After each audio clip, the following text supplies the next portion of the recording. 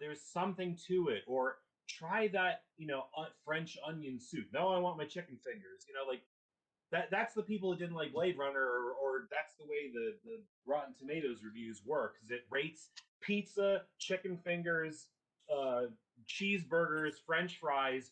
Who's gonna like ice cream? Oh, I hate ice. Who says they hate ice cream unless they got a dairy thing? Like that's Rotten Tomatoes giving all those 100%. And if you're broccoli, well, you're just shit out of luck, because those few people, they're like, no, I as a vegetable. Well, I mean, some people like broccoli, some don't. I But no, don't like broccoli, asparagus, or French onion soup, but I did enjoy Blade Runner. well, I mean, I don't know. I think with vegetables, everyone just has the ones that they don't like. For me, like lima beans, Brussels sprouts are just too bitter. But like, I love broccoli. And then some of them, like asparagus, I haven't had in years and years, and now, you're whatever. I'm in the 40s, and you can't be eating chicken fingers all the time. So it's like, let me go buy, whatever, cauliflower, and make that. And you make it, Ah, you're like, this is really good. Like, Oh, it's just that. but we have a cauliflower and broccoli the casserole smell. Kurt, that we do with like Parmesan cheese, the harder cheese, or cheddar, and you just Yeah. make it up, and just the two of the. Oh, it's so good. Well, I mean, you throw cheese on anything, Yeah, but I know, but it's probably. not like a But I lot mean, of cheese. even From a caloric standpoint, it's not something that yeah, you're yeah. like, it's crazy. It's one of those things that you, yeah. But yes, you throw cheese on anything, it's pretty much. Yeah, no, I found, like, during COVID, I've been trying to eat better, and part of it is not just eating less, but eating different. So Hmm. I don't know. It hit me like, when was, yeah. I mean, if I'm getting vegetables, I'm getting those little, like, frozen bags of broccoli florets. Like, dude, just buy a broccoli. I love broccoli. Sorry. Buy a fresh thing of broccoli and just cook it. And I'm starting to do that, and I'm realizing how much I love vegetables. And I really think it's like I don't know, it's a maturity thing. Like you're a kid, your palate just doesn't like it, or no way. All right, now for something completely different. I actually have a game. I have a gaming question, Okay. and that is, I've been considering for my next. I'm trying to plan out my attribute points and my feat points, um, all the way up to level 7 if we ever get there. And I was looking at potentially adding, for example, Boon Focus 2 for haste, because I only have Boon Focus 1. But the question is, because that would make both resistance and haste minor actions to activate them, would you be able to activate both of those in the same turn? Yes, because they are both separate actions. But Well, yeah, I don't I could know, read it both ways. Yeah. because they say that you can make one minor action of a type, Yeah. Okay. and I don't want to take the Boon Focus 2 if it's not going to do anything for me. Yeah, that's exactly what I was thinking. Because on the one hand, I mean, that was the revelation. I mean, we've been playing for a while before I hit that Right. bit. You don't just get one minor action. You get one minor action of each type. Like, you could sustain a boon and open a door and do a perception check, but you couldn't open two doors, like that whole kind of thing. Yeah. So I would think, yeah, using a minor action to activate a power, which normally would be a major, Or a like, move. You know that what I would be would do, one Eric? type, I, or is it because it's two different powers? Would those be different? But I mean, you'd I, never activate the what I same. would do, Eric, I would go to the Open Legend forums, and just do a quick search, because they're the nerds there, just as nerdy as we are, and man, they got that Oh stuff yeah. nailed down, and they have I, a I great community over there. That community is yeah. great. I would hit them up. I just figured I'd ask Kurt because he's running the game, and I wanted to make sure that Yeah, it right. was good for him. Sure. Because maybe he'd say, no, I'm going to make a ruling that, yeah, you can do both because you've got tier 3 for one and tier 2 for the other. Or maybe he'd say, no, it says, you can only do one of that type, so you can't. and that would be fine with me either way. I just wanted to check with him to see how what he thought. Yeah, no, my instinct would say they would count as a minor action of the same type, so you could only do one Right. in a turn. But then I don't know, you could See, my thought use is the you're first spending one. points to be able to maintain multiple. Like you're actually spending something you could have spent on something else in order to have that ability. That's my thought. I mean, there is a Yeah. cost involved here. You know. Yeah, 3 feet points to get Yeah. that. Yeah, it is a lot. Technically, that's 6 because you have to do 3 to get the first one and 3 to get the second. But Yeah, it's it not is really a bit. what you're spending. You're really spending 3 points to get to the ability to have that be a minor instead of a move or a major. Now, I'd be okay if you were to say rule, well, I'll only have it cost you 2, but it's going to be a move instead of a minor action. That instead of a, because normally it's a major action to activate it. And if you said, well, it's going to be a move action instead of a major action or a minor action, but I'll charge you less for it. That's a compromise. And I mean that's fair, but let's talk about the items because I'm an item guy. That's what I do. Yeah. And I have the ability to spend for my items the ability to make it so that I don't have to invoke the boon. It just you have it. So like my armor, it invokes the resistance no matter what because I paid into that item for it. So just because I'm wearing the item means it is on. It works. It's persistent, right? Whereas other ones I don't want to spend for it. But so I have multiple items that they're just on. If my Aldebrilla are deployed, they're on. That's on. So I spend my points, my feats into my wealth to allow me to do that. So there's a lot that goes with this, and why I like the game is that it is that ebb and flow. So asking Kurt, I mean, I just think you're spending so many feat points that you could put into something else. It should give you some sort of ability to do that. That is true, but you get, like, especially with the higher ranks of haste, there are a lot of different benefits. It's not Okay. just reducing it to a minor action. Okay. And for that one, I just go back to where it says, when your turn in the initiative order comes, you're allowed 1 major action, 1 move action, and any number of minor actions. Parentheses, though you may not take more than 1 minor action of the same type. In the section on minor actions, it says make an opportunity attack, sustain a boon, draw or sheathe a weapon. I mean, that's type, so I would think activating a power would be a type. Yep. Well, sustain a boon would be 1. So if you had multiple boons going, you couldn't use a minor action to sustain each boon. That would be 1 type. Is it? Did somebody show up? Yeah, just let me know when they hear. I might not hear them. Sorry, when he was asking me a question. But I agree with you, if you find something online, I'd be able to read it. Yeah. So I can spend it somewhere else. It's not a big deal. Yeah. Activating it just means I'm going to activate it as a major action, and I still get my move action. I still get my bonus attack. It's just at a loss, disadvantage 3. So I should talk quieter because Wendy's trying to. So I was even going to say you might even be able to hack it if you did the haste one in first, you could activate haste as a minor action. Well, actually, I don't know if you get your additional turn on the same time you activate. I would think so. I think so because it's a major action to do it normally. Right, You but still if you get use your a major move. action to turn it on, do you have that extra turn, that move? Yeah. Additionally, a target may make 1 extra action on each of its turns.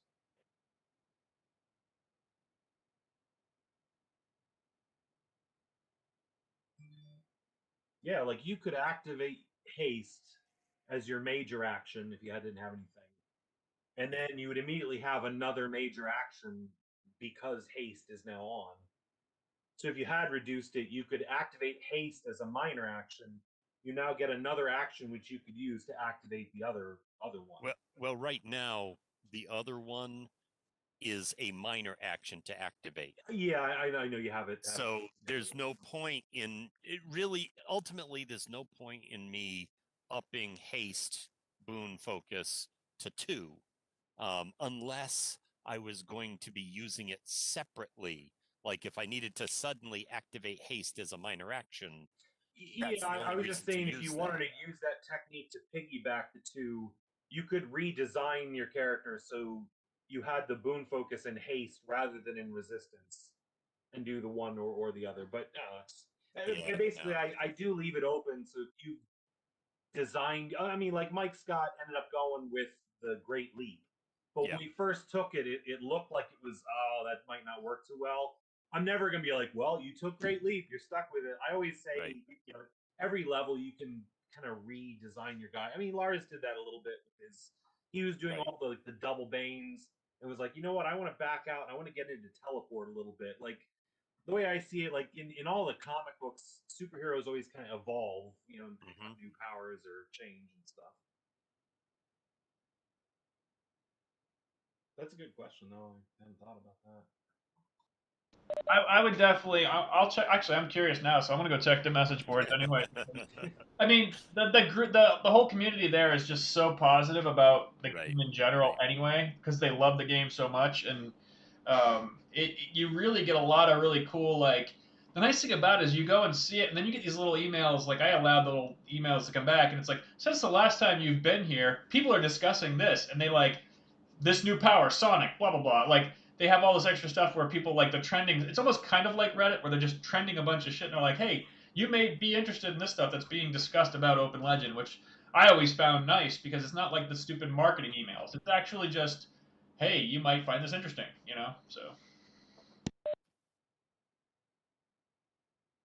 Yeah, I found the Pathfinder forum was pretty good too. They even had like a frequently asked question like section. So where people had discussed it and it got enough that it wasn't actually making it into the rules, but it was enough that everyone keeps referencing it, they would, you know, once a forum post elevated that level, they would add it to this frequently asked questions, which had a lot of little minor notes. I know with the I played the Swashbuckler where you have all those, you built up the panache points, and then in the his Bolt Ace or the Gunslinger, you would build up. What was the Bolt Ace's version of panache? It was Grit. I think it was grit. It was grit. Yeah. And in the rules, they'd written this. There was this one feat, and in the language, it said grit. It didn't say you could use it for panache. So everyone ruled, nope, swashbucklers can't use that. And then someone wrote one of these posts. Hey. Now, I can't wait for COVID to be over and we'll go play board games again. Exactly. Absolutely. Hopefully there'll be a Gen Con. That's what we're hoping. Yeah. But some like they wrote that up, and then the designer, the people who wrote it, said like, "Oh no, we intended it to be for both because the system is the same. It's just called different things for different classes." So they ended up changing it. All of a sudden, swashbucklers got to use this great new. Yeah, those nerds have like, actually, it states right here, words are important. Let's see. Taylor said he was coming. Eddie's here. He's just making dinner. Let me give Taylor a quick shout. Well, the stream is finally working thanks to the fact that Comcast doesn't suck this evening. So. Oh, nice. Did you guys see the TikTok where the guy was like, "Well, actually, I'm the president." So, and it was undercover boss. Like, so, for example, it would show a person and it says, and then on the screen would pop up, you know, people complain of having no chin, and then the person says, and it's a straight on, and it says, "Well, actually, I am the president," and he turns over and there's no chin whatsoever. So the people that were complaining, like, you might complain about this, but look it, I am way worse than you could possibly imagine. And the phrase, actually I'm the president was just funny. it made the whole thing kind of tied together. I was going with the whole nerd thing. So like when we were at WB Turbine, like it was always the people that would argue whatever with customer service, but it was the actually. So like people would be like, oh, because I used to like what I used to watch movies like Back to the Future, 1 and 2, and like 1 and 2 and 3 are so awesome. Actually, those movies were created separately. Like they would just interject for something you're like that doesn't matter, nobody cares. Like, so it's that's the joke, at least from the nerd perspective, right? Yeah, the wonderful nerd pedantry. So, so Kurt, you may have answered this before. I think you may have actually, but I can't remember the answer. So, what's the deal with more than one, invoking more than one boon, or, well, invoking more than one boon where its sustain persists? Can you do that? How does no, that work? Okay. you can only sustain one per turn. There's actually Okay. there's a feat called concentration, superior concentration, Okay. and for I think for each rank of that you can sustain a second or a third or a fourth boon. But yeah, normally you can only sustain one. Uh-huh. And in most cases, it usually doesn't come up because it takes a major action to invoke it. But yeah, if you have the minors or whatnot. Yeah, the way I have it set up, Lars, is because I have Boon Focus 3, it makes it a free action to sustain it. And therefore, I can sustain both the haste and the resist because the free action is for the resist and the minor action is for the haste. Gotcha.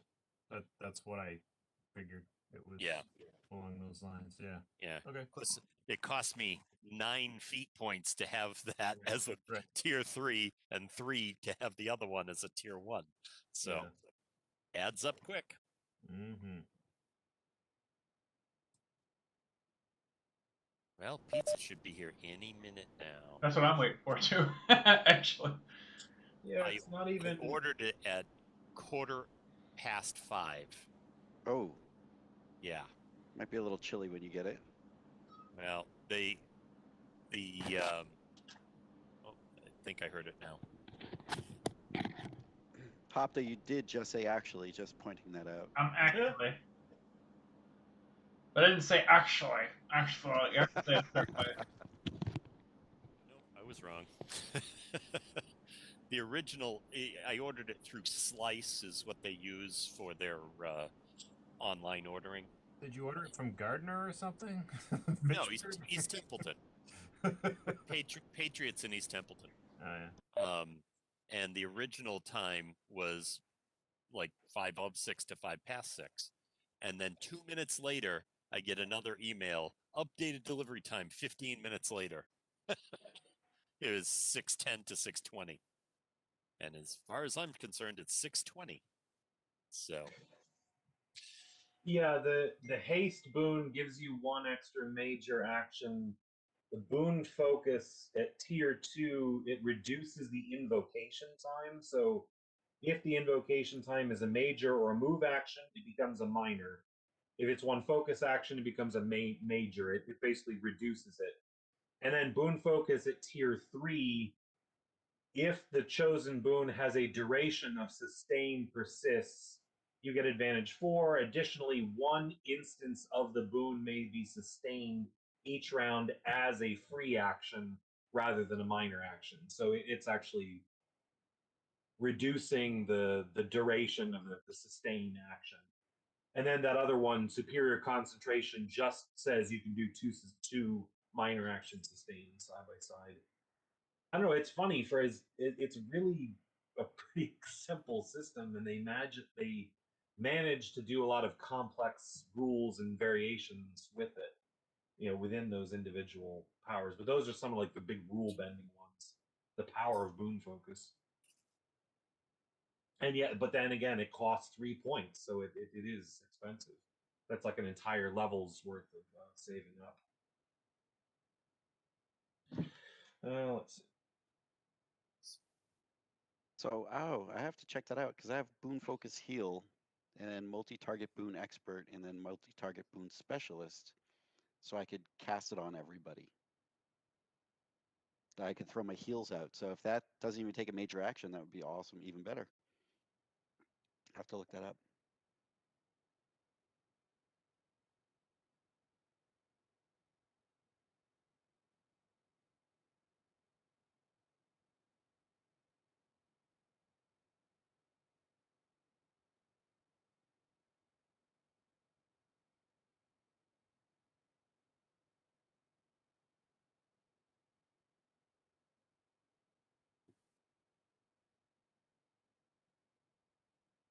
All right. Yeah, Taylor can't make it.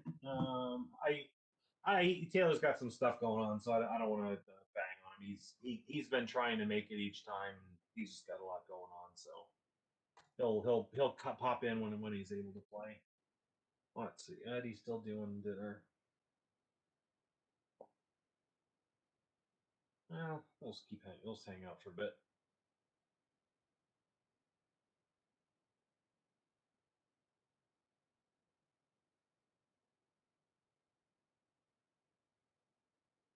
When we last played, we had finished off the bad guys at the moment.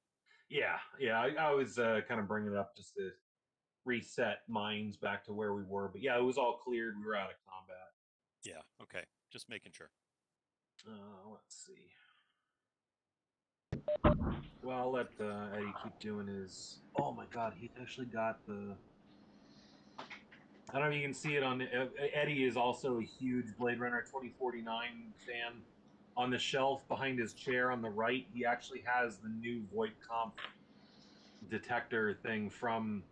So when the main character goes like back in for his base level test, he stands in front of that wall. There's a little scanner. Oh, yeah, he's back. Eddie, can you hear me? Where did you get the fucking Voight Kampff scanner that's on the shelf behind your chair? That is the shit. It was Etsy. It's like a 3D printed thing. Nice. Hey, Yeah. Lars does that. Just saying. This was like a year and change ago at this point. But Lars, I mean, if you wanna take Mike's offer up, I'm sure I can find some things for you to print. Yeah, and I know you've had the picture of that scanner as your desktop for ages. I'm sorry. Yeah, I love it. It's near like all my cyberpunk books too. Like it's all in like a little shelf for itself. And the Akira sign. Yeah, exactly. Yeah. I just heard that they're going to be releasing like a remastered version of Akira where they're going to clean up a lot of the animation little glitches and stuff. I went down this rabbit hole and this guy did a whole video like frame by frame of all the basically showing how good the animation was and the level of detail in it, but also showing the few mistakes that they made. Yeah, all I ever hear is that the movie's like some of the best animation ever. Like not even just for its time, but like just even for now, it's still good. They filmed it at like 48 frames per second rather than the normal like 26 or 32 that most animation is. And the guy that did it, he's a real animation buff. Like he understands the actual process, and he shows examples of how people normally would animate something, and then how they did it in Akira and how it was just so next level. You know, like things like where the car would turn and its headlights would scan the road. Yeah. And they actually like drew in like a little rock, a tiny little like pebble on the road, and then it cast this long black shadow from the headlight sweeping over. Like it was so unnecessary, but it just adds that level of detail to it. So I'm excited if they actually get around and make. They've been talking about doing a live action version, which it's okay. Might be okay, but it was kind of the animation that kind of made it. Exactly. Dude, can we see the scanner? Yeah, the thing Kurt was just pointing out. Yeah, he held. Maybe you didn't see he held up before. I didn't see it. So, okay. Yeah, 3D I printed. thought the scanner was like the thing that showed the eyeball, that whole thing. No, might think of You something might else. you might be thinking of the old Voight Conf test, The old one. the one There's where they used also to like. when he's what in is his car, when he takes Dave Batista's eye and he Yeah, goes the in mobile- car, there's a little scanner. But no, this is like the new Voight Comp test that they do for the baseline readings for.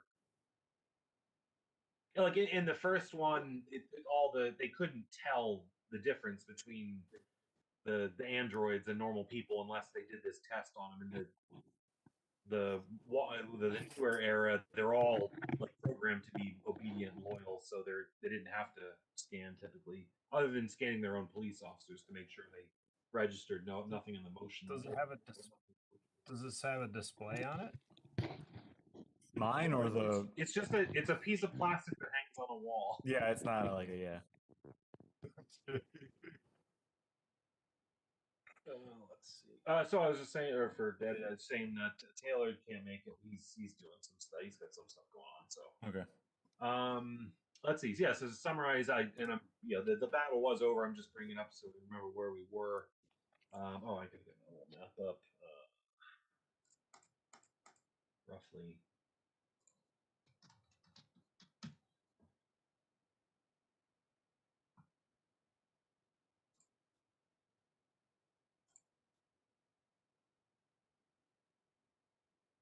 So this is like not quite mountain.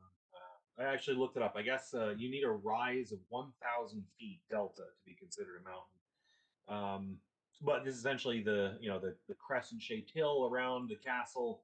You'd hiked up the side. You'd checked out the one viewpoint. Continued on. You'd found that hayfield. Found the gold in it.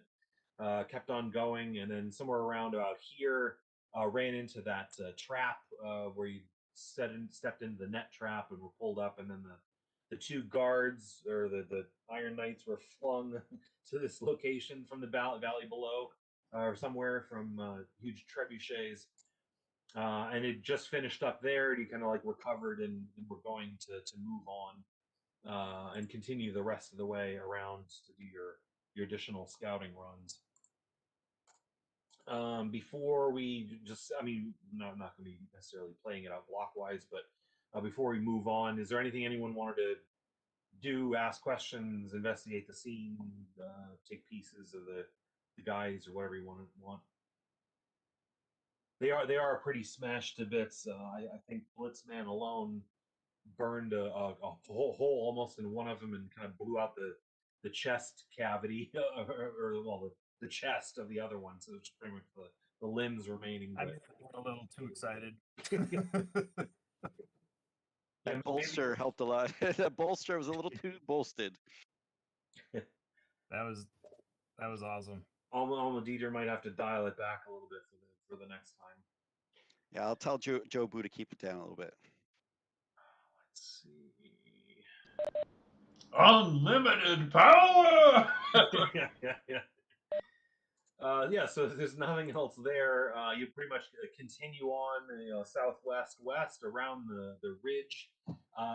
It is getting more on. It's sort of past noon. You would probably take a break. Maybe after you at least got some distance between you and that initial encounter. You did not seem to hear any other soldiers coming from the sound of it. You probably want to clear some distance. Maybe stop and grab a quick bite to eat. You've got some ration supplies, nuts, whatever you're going to have on your little trail hike there. But it is getting on in the day. At this point, as far as going into combat, I'm going to drop the having these boons sustained. That you've kind of like had the telepathy up and running, and you've had the powers, all these things. It takes an actual force of will to sustain them. And as the days wearing on, I mean that telepathy with the weird, creepy Latin whispers in your ears, it's getting a little tiresome as well as difficult to sustain. So for at least at this point, like the turn of the day, because you've been sustaining this for like 12 hours, 6 hours. It's a bit much to kind of go into the encounter immediately all powered up. So if a emergency fight does drop in, you'll have to use your actions to turn on your powers. You're curving the rest of the way around. It is still really thick vegetation. And as you keep moving to the west, let's see, the southwest. Everyone make a perception check.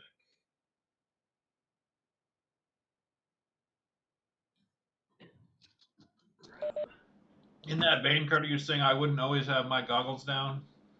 Yours is an exception because it's the powers. So it's the same thing with your.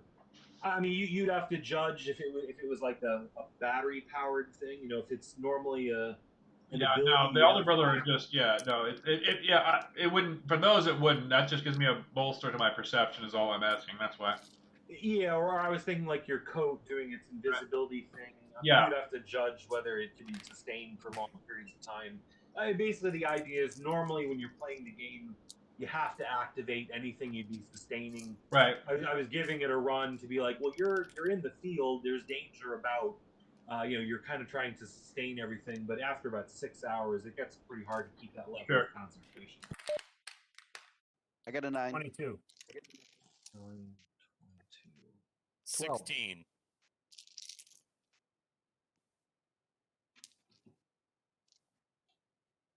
2, 6. I got a 9, 22, 16, 12. Missing someone. Yeah, I'm loading it up now. Oh, that's an explosion. 3. 4 stays. This goes.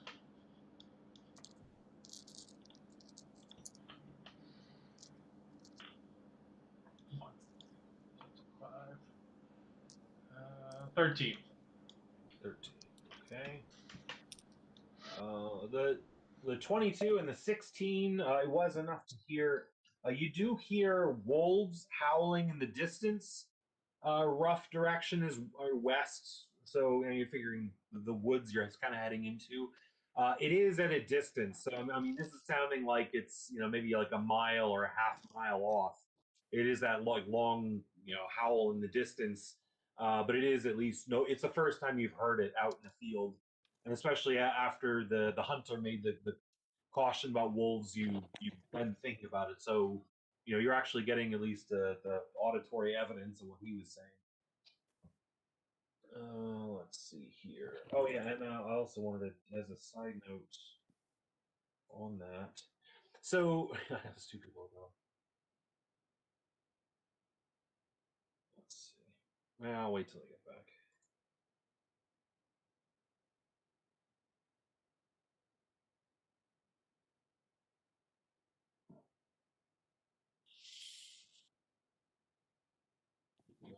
And for both.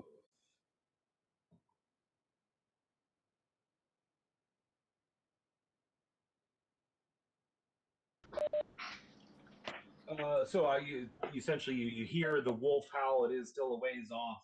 Also, is going to do just for I don't know for mood or understanding. I don't know. When you think of a wolf, it's like well, dogs came from wolves. Dogs and wolves are about the same. There's really not much of a difference. Maybe wolves are a little bit bigger, but I think a lot of people don't understand just how big gray wolves are. So, like, this is a bunch of not small dogs, and that's a wolf. So you think of like a husky golden retriever is like a decent sized dog. This is that is a significant size comparison. And then if it's you get dogs jumping up on you, this is another like gray wolf. It's pretty much like a little taller than a person on its hind legs, and it's got quite a bit of mass to it. So I don't know. I remember playing D&D. It was always like, oh, they're just normal wolves, no problem. Oh, but dire wolves. Okay, well now I guess they can be a little bit scary. But you watch a movie like actually featuring wolves, and you're like, actually no, those things are pretty freaking big. And I was looking for a size comparison. This is the first one that popped up, and was like, cripes, that's a lot of muscle and behind some canine teeth. So yeah, just for flavor. Well, this wolf is rather friendly.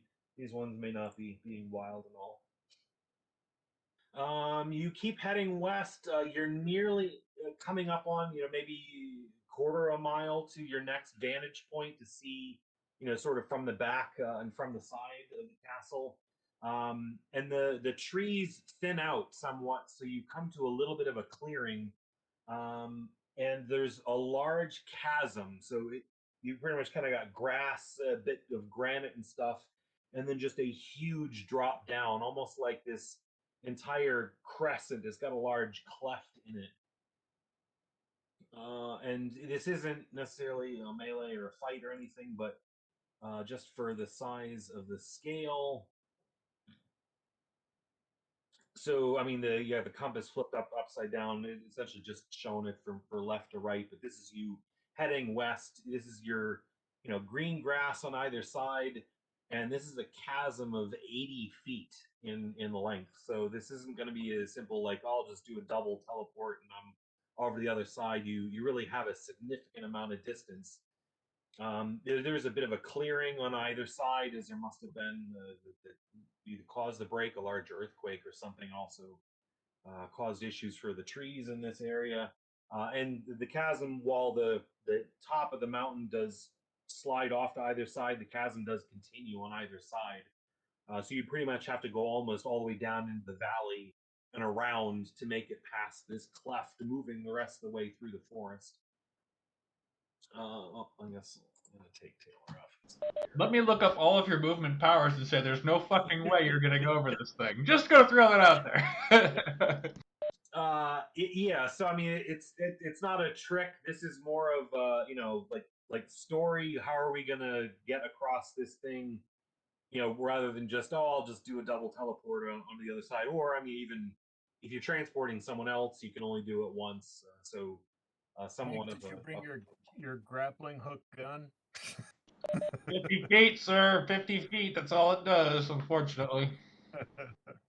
well, How deep is the chasm? I didn't quite hear that. Sorry. It's pretty much almost the height of the mountain or the hillside that you're on. It pretty much extends down to the ground. So also climbing down would take a while as well. Yeah. I guess you think of this as just a challenge of creativity, using powers or techniques or ideas, or if you wanted to cut down trees and make a bridge, or I don't know, whatever you would think about, essentially how you would get all of yourselves across. Although it's not quite it's not the put the chicken and the wolf in the boat, and then you get in the boat, and then you take the chicken out, and it's not one of those kind of puzzles. Just getting clear on over to the other side. So you can, and I put rough powers on here for rough distances or estimations. Are there any really tall trees near the edge? No, it's just all bare grass here. You'd have to go a ways back in the woods, cut something down, and bring it somehow. Well, I mean, technically, I could fly across, but it's only me. Like, I mean, I know it's a jump, but I would just keep going and staying in the air to push all the way across. So I could technically do it, but that's just me. Didn't we bring rope and climbing gear? You do have your open climbing gear. Yeah, that's correct. Yes, but I can't bring anyone with me. My jets are not meant for multiple people. No, I understand. What I meant was, couldn't you carry a rope across? Sure. Yeah. Tie one end to a tree on this side. You take the rope across, tie it off on the other end, and then we hand over hand it. I don't know how long Rig your up some sort of harness. ropes are, but you wouldn't reach to the tree. The tree line is going to be a ways in either direction. Oh, okay, gotcha. You need 80 feet of rope, and then like another 100 and some feet on either side. Gotcha. I mean, but it's good spitball. Yeah, more whatever ideas. Or if you have questions about how the powers and actions work or things like that. How many feet do you fall in 6 seconds? In 6 seconds, well, it's 32 feet per second squared. So each second you would accelerate by another 32 feet per second. So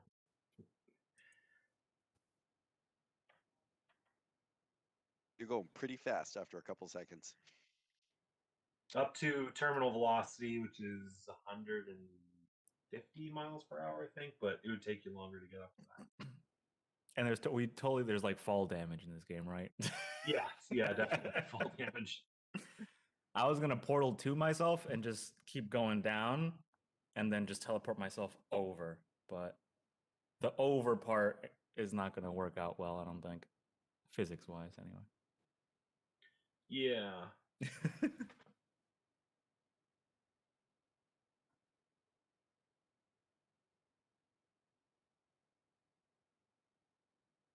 Yeah, I guess how much rope do we have? Do we all have climbing gear? Yeah, you would have enough climbing. Well, this would be like not the like full sets for every person, but you do have enough ropes for if you were all gonna climb up something to set up. You would have enough rope to span the 80 feet, although you need to attach it securely somehow. All right, let's 60s Batman this shit. Or if you were thinking of like just attach the rope to one side and like swing. I mean, the amount of velocity you get by the time you hit the other side would be pretty hard, and then you have to climb the rest of the way up. So is this like a sheer drop off? Is that? Pretty much. It's a little rough, but it's pretty much a sheer drop.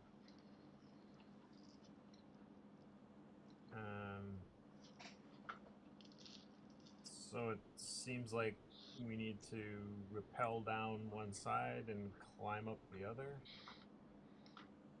That would take a while. That's possible. I'm looking through my feats and boons at the moment. I'm So looking left or right, there's nothing like an outcropping in the middle, like we could hop onto and then hop across type of thing, or. Yeah, no, it's pretty much an even cleft cut, like right through the crescent of the mountain. I really kind of feel like I'm playing a video game and there's that prize up top, but you can't see any way to actually get up to it. But there must be a way up to it because it's up there. But Can I charm the chasm? Yeah. So is going around this thing just plain out of like it doesn't make any sense to go around it kind of thing? Yeah, it would take a while, but I mean, you could go off the backside of the mountain if you wanted to go actually into the valley. It would probably be more dangerous because without more chance of running into the soldiers down there. Is it an illusion? You could jump off. I thought about it. I thought about jumping off and trying to see. Take some Toss the sand. rock. Take some sand and just throw it across the invisible bridge. Yeah. Well, you could try. That's if, step. if you think it's like Indiana Jones and the Last Crusade type illusion. Last Crusade, yeah. Who brought the 10-foot pole? Yeah. You're gonna need 8 of them lashed together. Gonna bow in the middle a little bit. 9 by the time you get them lashed together, but yeah. Could we manufacture some rudimentary lathe?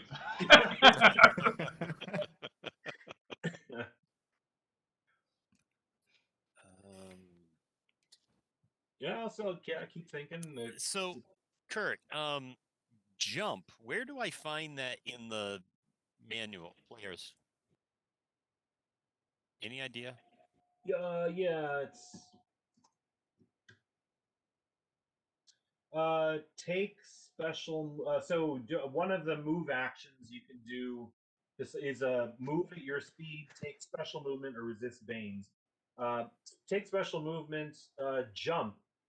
Make a might roll. You can jump. You can move up to 10 feet for free as a What running page is start that? before jumping. I'm going off the website on the combat section, but the same text is probably going to be in there at some point. Okay, combat section. At least in this one's under combat on the website. Are there any You can move up to 10 feet for free as a running start before jumping. If you do, you get advantage 1 for every 10 feet by which your speed exceeds 30 foot. For a long jump, you cover a number of feet equal to your roll. So, I mean, you'd have to roll 80. I mean, you would essentially get an 80 total to lead 80 feet. Are there any like copses of rocks or anything where like a crack where like say I could wedge my staff into to give it sort of a leverage, sort of speak, in regard to not moving I mean, the side of the chasm face is somewhat craggy. I don't know about your staff, but I mean, as part of your climbing kit, you do have these pitons and a hammer to hammer those into place. I guess yeah. I was looking to possibly like if we lash enough length together, like can I take my grapple and so like lash it together, fly across with it, and then either situate it so that it's solidly held, or use my staff to push into the ground or push into a crack to hold it so that we have tension and people could actually hand over hand across. Like I would be the anchor point on the following side, on the other side. If we use pitons on both sides, then that should hold it. We'll just have to have enough ropes to tie together to make that bridge. And tied together correctly. Yeah, I would guess that if you were bringing a length of rope to do climbing, it would be 100-foot rope. If you're really climbing. Yeah, I'm not sure. I mean, 100 foot. I think that was always the D&D one. I'm not sure standard. D&D was 50, but it, yeah. you would have at least enough rope to span this. Yeah. The other question about if you wanted to go beyond that to like trees on the other side, that would be a bit far. But right, there would be enough rope to lead from one end to the other, and if you went from the surface with grass like down a little bit and found a decent spot, you could hammer in like a piton, put like a carabiner or something on it, and string the rope across there. I mean, it'd be probably hard to get it too taut. You could try to do like a slack rope, the thing where you balance walking on a slack rope as opposed to a tight rope, or you could hand to hand, overhand, or pull it. But I mean, the rope's probably going to bow quite a bit towards the bottom. I would think we probably have enough rope where we could sort of rig up like a harness for ourselves and tie it onto the thing, so there's no risk of us falling. You know what I mean? And then just sort of hand over hand for movement, but use the rope there as a safety, so that if we lose our grip or whatever, we don't fall to our death. Yeah, you could do that. You could set up one rope securely attached on either side, and then have another rope either on belay from people, or tack that down, tie it to your harness, and then you go across. If you do fall, you're gonna swing and probably smack the side, but they'll be able to pull you back up. Measure it so we time bandits this thing and we go end to end just perfectly. I would think if you had some kind of harness and you tied a loop around it, kind of then you're attached to the rope, right, and you just slide it along. Yeah, that's what you were thinking, right, Lars? Just do like you're from your harness to like a figure eight to a carabiner on the rope itself, so you're actually hanging from the rope. Right, okay. Right. Yeah, that'd be one too. Yeah, just as a precaution. Yeah, I think that's what we should do. Okay, so I'll be the other end. And I'll throw out another suggestion.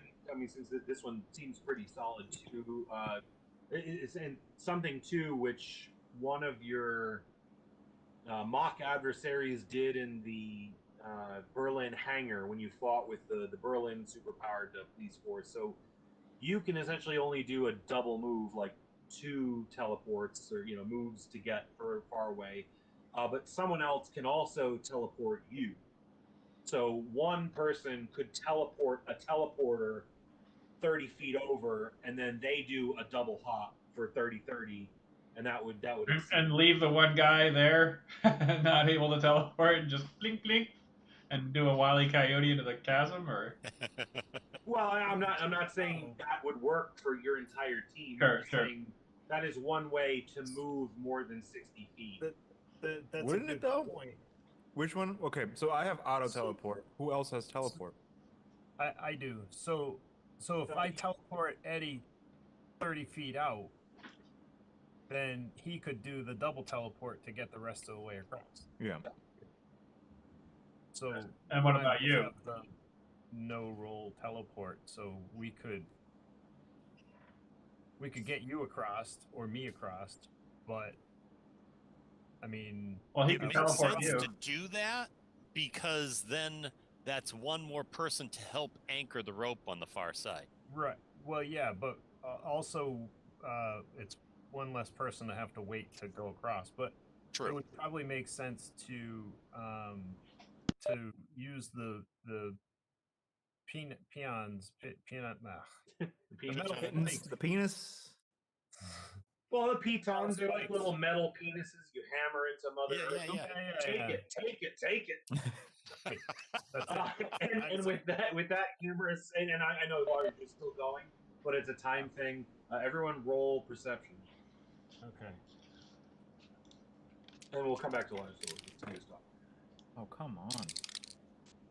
10. 21. 21. 24. 10. 17. Actually, not 17. 14. I got a 10 as well. 10, 7, 14, 21, and 24. The Lightning Brothers. You hear the whip and the crack sound down in the valley to the north of the trebuchet, similar to what you'd heard Oh before. man. So I was going to say, we just saw a trebuchet recently. We should build a trebuchet and then throw each other across. Oh, perfect. Hail Mary. We did one. It wasn't a trebuchet; it was catapults, but it was a Boy Scout camp out where you started building it yourself, but like every troop, we actually built out of actual sawn down tree timbers and stuff, a catapult, and you basically like loose constructed it, took it all apart, and then everyone went to the camp out to this huge field, and then all the troops, we all built our catapults, and then you'd fire water balloons to see who could fire them all the furthest. And it was pouring rain out as we're trying to put all this stuff together, but it was still like one of the coolest trips. And the catapults like didn't work for shit. We could not get any decent distance, but it was still so much fun to build our own catapults in the middle of this huge field and chuck various items across it. And it does take a while. So you do have the rope, you do have trees you can cut down. You could build a catapult and hope it worked. Well, we That could always first do a volunteer would have to be a teleporter. yeah. We could do potato guns like Jamie did up in Maine. Yep. That was And like so, back to this. Yeah, I think we should do. Hey, Mike gets over. Lars, you could send Eddie, and Eddie gets all the rest of the way. And then the rest of us will have to do the pitons and the rope and get across. We can just... I will do last because if I have to, I can run down the side of the cliff and run up the other side. It's going to take a while, but I could do it. Sounds like a plan. I would also say, if we look over the side, do we see any activity or movement or anything? Down in the chasm itself. Yeah.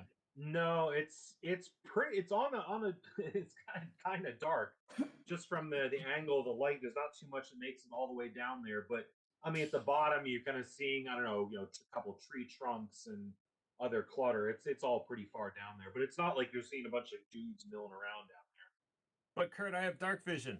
there. Oh, I love that so much. my cat just rolled a natural 20. That was funny. Yeah, that was a good. I don't think we need to use the rope and pitons anymore. We can just kind of play a little game of teleport catch. Which I staunchly refuse and will fly across myself. Yeah, exactly. You can fly. But I think everyone else, we can kind of just do. Lars tosses them 30 feet. And you suck them in. Yeah, and then my teleport is 50 feet. The range of it is 50 feet. So, in theory, if you did 30 feet, they're in 50 feet, so they're in range, and I can just Let's just hope you make your rolls and everyone's good. I'm popping back. Literally right at the edge of the chasm. Yeah, I can sit on the cliff or something. I don't know. Catch. I'll stay on the other side, just be like, ready! Yeah. But as long as people are okay with turning into lightning and then traveling through a void of screams, then we're all fine. I put my hand up. I go first. Okay, well there you go. Let me get to the other side first. All right, so let's at least try the rope part. Have it available so that we don't have to do that if we don't have to. Okay. Shooting Star sounds a little nervous. Last time I puked, so Oh, it's fine. can It's do this. fine. Around this time, you hear the thud of an Iron Knight soldier landing, and they are about maybe 500 feet to the east, essentially off behind you. Yeah. So if you, when you guys had run into that one trap and they'd all landed, and you guys all hoofed it out here, maybe halfway or maybe 2/3 of the way back in the woods somewhere, you hear this thing come down. So it was not landing back where you were. It's somewhere between where here. It's somewhere between here and where you are now. I turn to Blue Suit and say, "Go, go now!" All right, on my way. And turn Right, to so Eddie. he's essentially Eddie. just the flight boon. So he's off to the other side. I'm guessing what you kept the rope here, and he held onto one end and jumped to the other end with the rope. It's gonna take me 3 moves to get there, just so we know. Just to be clear. Yeah, it was just So I'll be if something were to happen after the first round, I'd be 3/4 of the way across, or 2/3 of the way across, or whatever it is. Yeah, we're not. I'm not quite at like the round Right. level. But I just want you to understand that, so you know. Yeah. Yeah. I'm taking it into a rough account. That's why I'm asking for an actual description of what you guys are doing. So are we still doing the rope or no? I can grab the rope. I don't care. But I think that the teleport relay thing might be a little precarious for non-teleporters. I'm not sure how far that they can make it.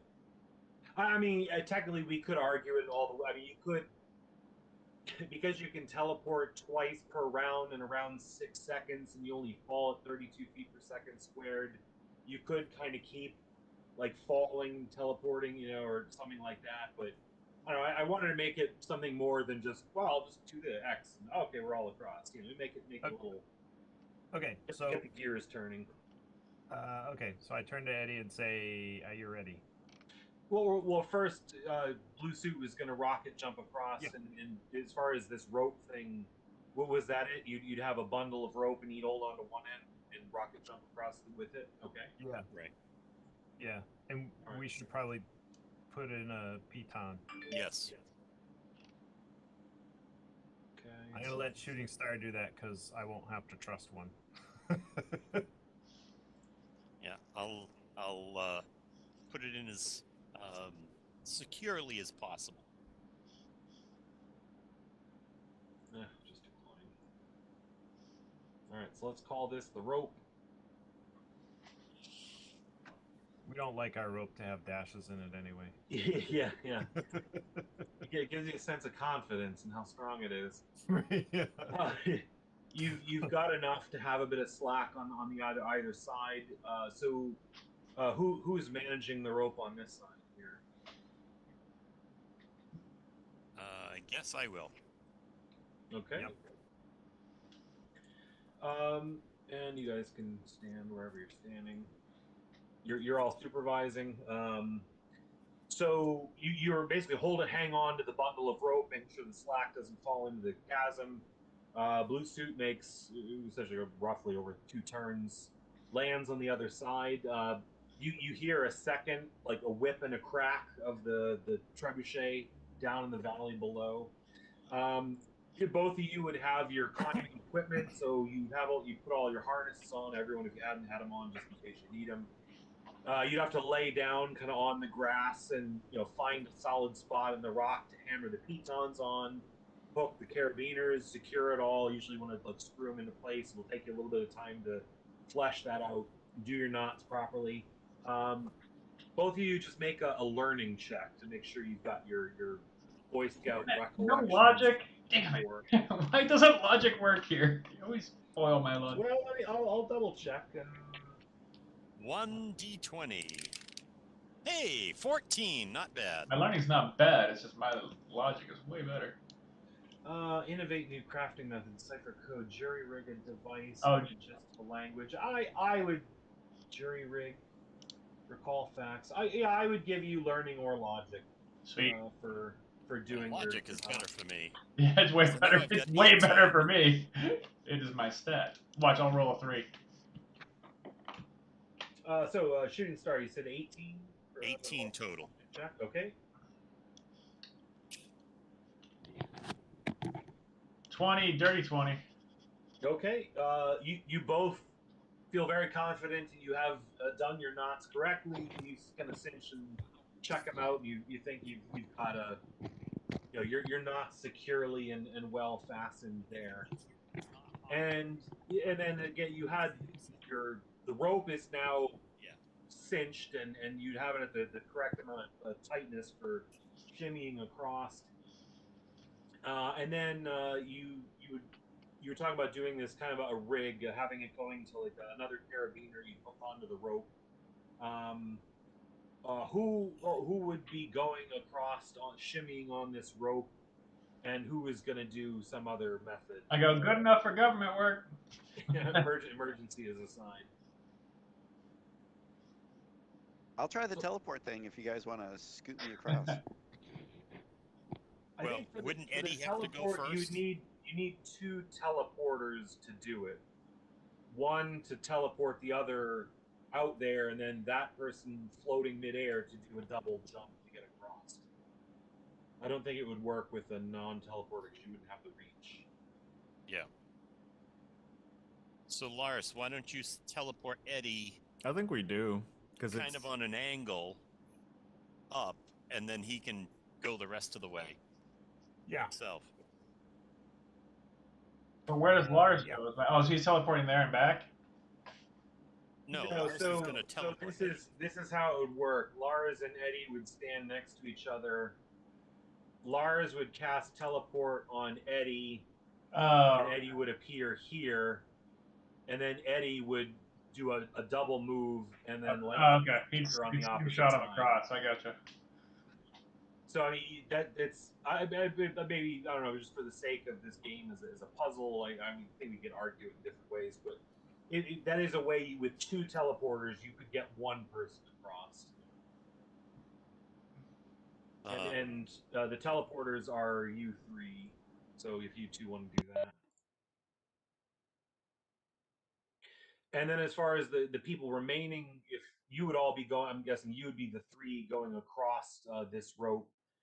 And then you've got 2 options for safety. One is to have a second line that someone has on belay or another anchor, so that if this rope did fail, they would fall onto that line rather than to their death.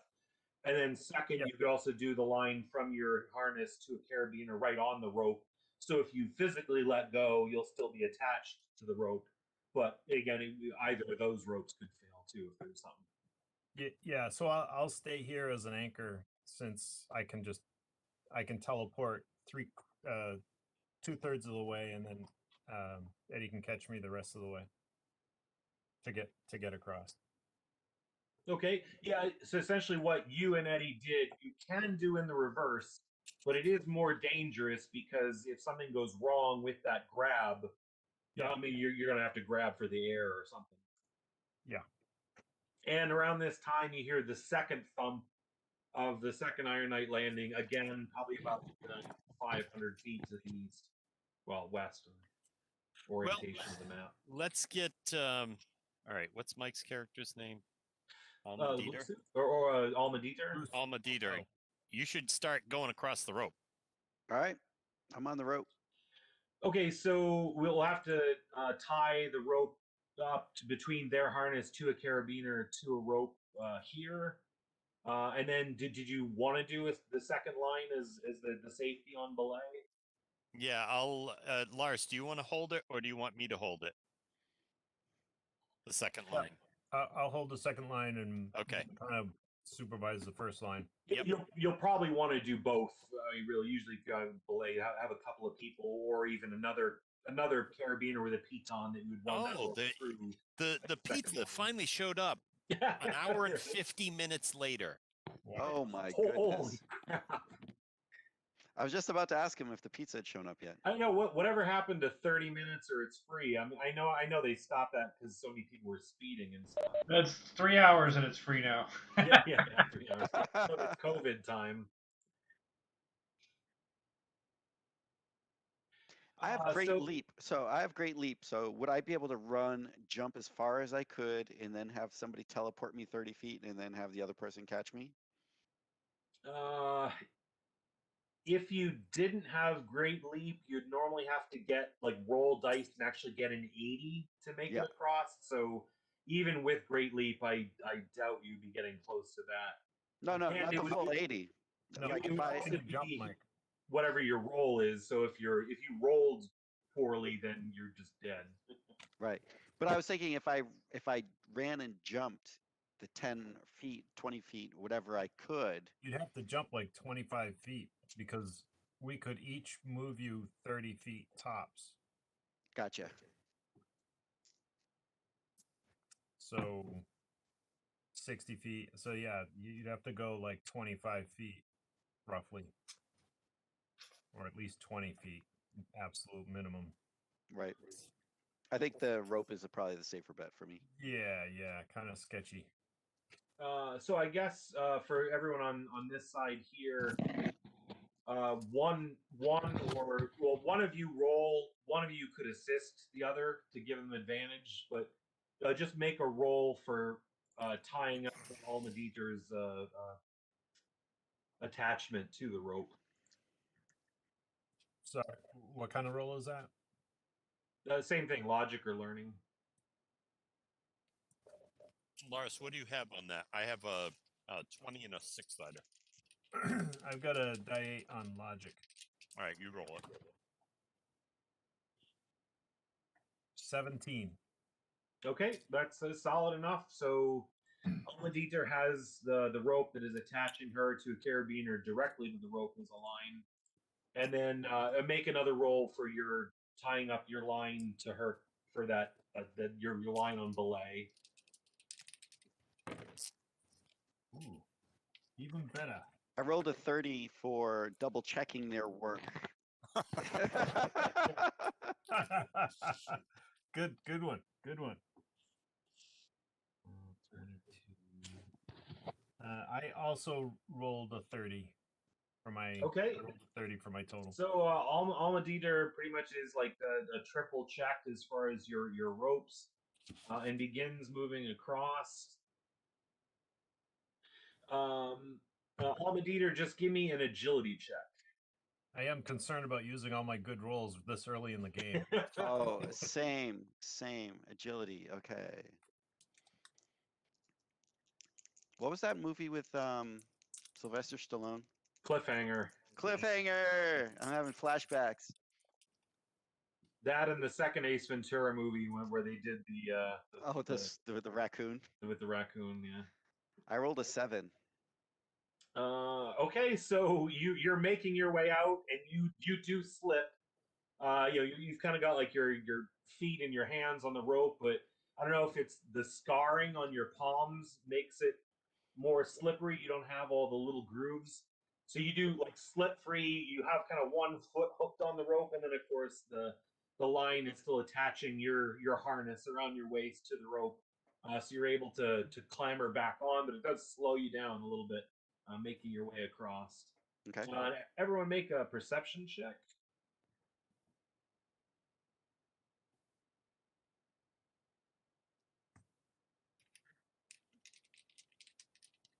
$12. 10. There go my good rolls. 12. 12, 10, 12. Fire.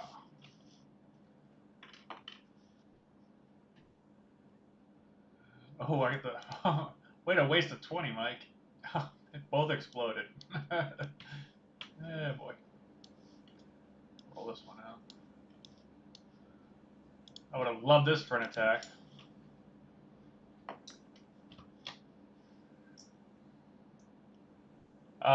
So 30. You are the only one that hears it, and it is even from the other side of the chasm.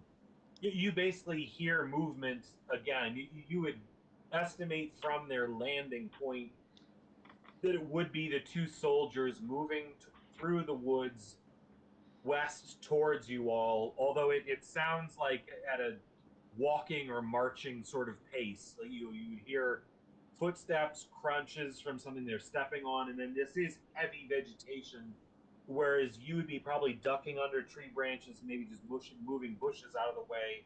They're probably just walking right through them, and tree branches just getting snapped off. So you're hearing this snaps and cracks of movement in the woods. Still a ways off, so still almost 500, 450 feet off to the left off the screen here. Almadita, you make another move along the rope and do another agility check. Yay, And also, agility! and for Lars, also, I don't know if you want to, well, or if you're going to do your teleport, or if you're going to have two people try to go across the rope, or if you're just going to do one at a time. 37. In a row? Okay, yeah, no problem this time. You definitely make it. You've got it down. That scare is making you hold on even tighter. So you got Yeah, my adrenaline is up.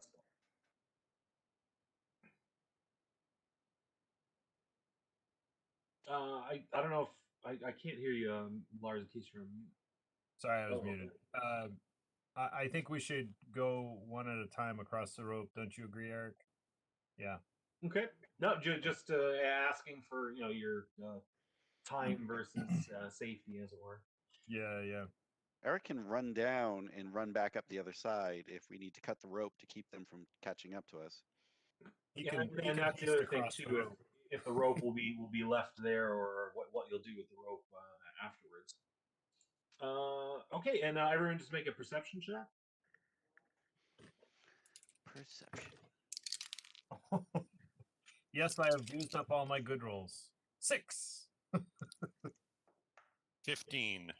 18. 9.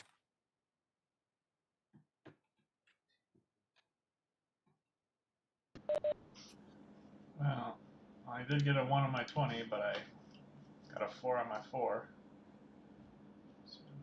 7. All right. You can't make out, or at least you lost the sound coming off from the left of where the soldiers were. But you do catch another wolf howl. This time on the opposite side of the chasm where you're moving to. But again, still, like maybe a quarter mile or half mile away is in the woods. But just another second howl. And you don't have the ear to tell if it's the same wolf or different. And last movement, Almadita, just another agility check to make your way all the way across. Yay, agility. 16. Okay, and yep, that's enough. You do make it to the other side. You disconnect the carabiner so you're free from the rope. You clamber up on the other side. You also disconnect the other line and let it go. And Lars, you're able to pull. Well, I guess. So Lars has essentially a second rope, that he's kind of got on belay that's attached to Almadita as a safety in case she dropped. You're off on the other side now. Either you can let it go, and Lars, you can pull it back here if you want to use it, or if you're not going to be using the rope or want to do it in the reverse, you could attach it to yourself if you want one of them to have you on belay. I just want to see what you want to do with the rope. While Armadita is like just getting to the other side and like undoing the rope from herself, I'm gonna enable haste on myself, and then once the rope is free, I'm gonna reel it in as quickly as I can so that we have it for. Me too. So that we have it for Shooting Star to go across. That is a fast rope. Yeah. You mean you attach it to Shooting Star and then you'd have him on belay as he went across? Yeah. Okay. That. I mean, because the other option too is you could have them keep it and put him on belay from that side. Oh, well, I No, thought we we do had that kind of for rigged you. up. I thought we had kind of rigged up a harness thing that's so it's hooked to the main rope, right? No, we each have a climbing harness. Oh, That it's we so started this is with. separate. Yeah. Okay. So I really when all and maybe Sorry, I you were, misunderstood. yeah, when you were gone. So you have this rope which is secured. You have a line attached to your own harness, a short line on a carabiner. In Okay. case you fall, you would just kind of dangle, Yeah. and then you'd put another line on belay, so that if this rope failed and she fell, Yep. she would essentially just fall down to the side and you could pull her back up. Oh, look, it's the side of the mountain. Well, I Look, think you didn't fall all the way. shouldn't Lars cross first and then because Eric can run down the wall and back up the No, other side? I can teleport 2/3 of the way, and then Eddie will catch me and teleport me the rest of the way. In theory, In theory. I hope. Yeah, well, I mean, Eric can also teleport. I mean, if he does do the run down one side, down the other, it's going to take a while. You'll be standing around for. It will, but I have to roll to teleport. Right, Okay, and I don't. gotcha. So yeah, so I'll just I misunderstood the whole thing. I'm just gonna go ahead and tie the rope to Eric. Yep. So he can Okay, so the guys on the other side can hold on to the rope. and you probably need at least two. I guess if you want to say like wherever you're standing or who's going to have them on belay. Well, yeah. So Oliver Lars, you're Ramos still holding the probably rope, should- right? I'm tying Yeah. it to you. I'm just trying to get into specific where people are standing, who's holding the rope. Right. So Oliver Ramos should probably not be holding the rope just in case I need to go quick. What Kind if? of focus. Oh yeah, okay. I was just saying, why don't we just beat him up and kill him until he turns into something that's like a really like Arnold Schwarzenegger or something, and then he can hold her. Yeah. Keep knocking him out until Like Resurrection Man, like just keep killing him until until something becomes important. Okay, so I'm attaching the extra rope to. I keep wanting to call you Blitzman. That's me. Damn it! Shooting star. Shooting Star. I'm gonna attach the rope to Shooting Star. Okay, so Oliver Ramos is on the other side, but he's maintaining like as a ready action a teleport grab just in case, And and I got the then 19 for my rope work. and then doing what Alma Dieter and a blue suit is on belay for the safety line. I think Yeah. that's perfect. Okay, so between the two of you, you're gonna just go and do one logic or learning check for both to see how well you secure both lines. Yeah, I got a 19. Okay. And the other. Oh, do I have to make a logic or learning check? You said. Yeah, one of you two or both for each of the lines. You know, for each. one for your short run and one for the.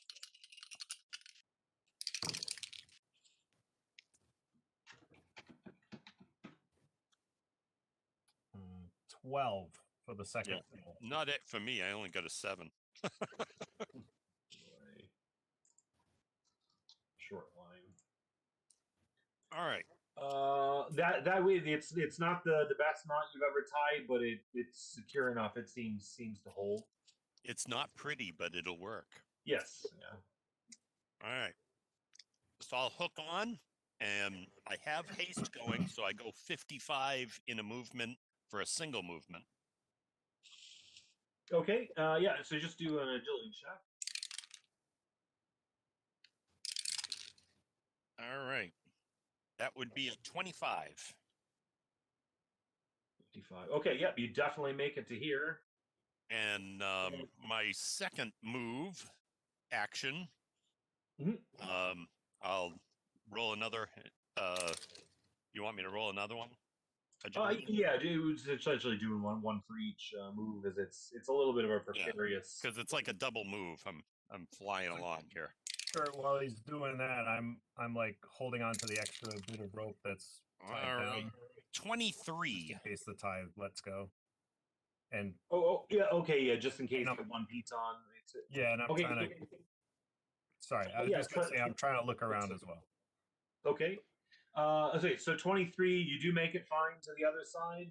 You've got all your rope pieces and whatnot on this end. And you've got Lars alone on the other side, and 10 bad guys shot now. Everyone make a perception check. 20 total. Dirty 20, as they say. Everybody a perception check? Yeah. Was the plan to leave this rope here? I don't think anyone discussed it yet. 40. Oh, I rolled Where a are those natural rolls 20. coming from? Wow. Eric's like, in a couple of days, it's gonna rain. Yeah. yeah. 11. Well, I mean, that's enough between the two of you. I heard that caterpillar fart over there. Yeah. And so Shooting Star and Blitzman, you both again hear the sound of the movement through the woods. It's still maybe 100 yards, like 300 feet off at this point, but it's still steady. It's not accelerating, and again, it is like at a brisk march pace. It is not running speed, and you don't notice anything else in the immediate vicinity. And you can't see. You can kind of see to the tree line, and beyond that, you hear the sounds. So now you've got your ropes and stuff. Everyone's lined up on this side, and you've got the rope still attached on either side of Piton and Blitzman at this side. What do you want to do from here? Do you want to attempt to climb, teleport as a backup, I'm gonna do the coordinated teleport, and hope he yep. grabs you, or? Yeah. So I'm gonna disconnect the rope from this side and be like, signal the guys like, here it comes, and just kind of toss it Okay. so that they can reel it in. Trapeze without a net. I like Oh, this boy. so far. And I'm gonna look at Oliver Ramos and be like, here I come. I don't know. I'll do. Well, I don't know. Do a learning or logic check. It would be entirely too funny if he just sat there with his arms crossed, like nodding as Lars teleports. It's like, yeah.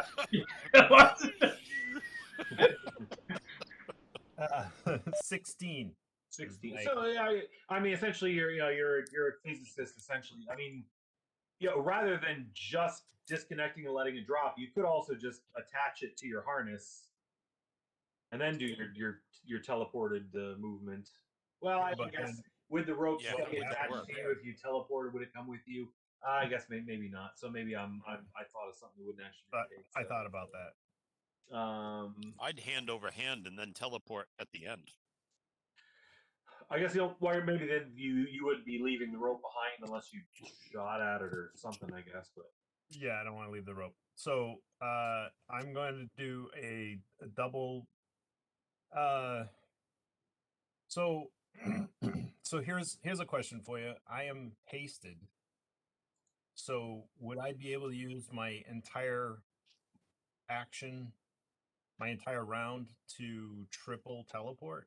I think you would, and I was when someone said something earlier, I was thinking that it might actually be a possibility. So you have haste at, and you have the boon focus, so you essentially just do it at power level 6. So additionally, the target can make one extra major action on each of its turns. So yeah, you could do essentially a triple move, a triple teleport. But would I be able to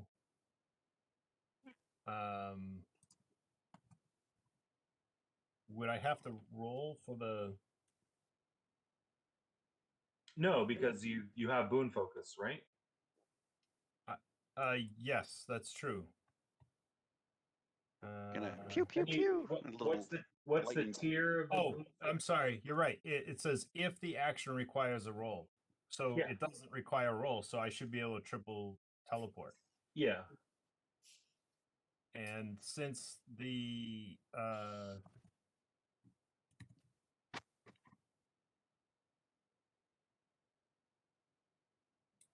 teleport is my movement, right? The teleport is a move action, so you get a major action, a move action. Haste Yeah, no, gives you I'm talking another about major distance. action. I'm talking about distance. Yeah, it's 30 feet. It's based on your power level.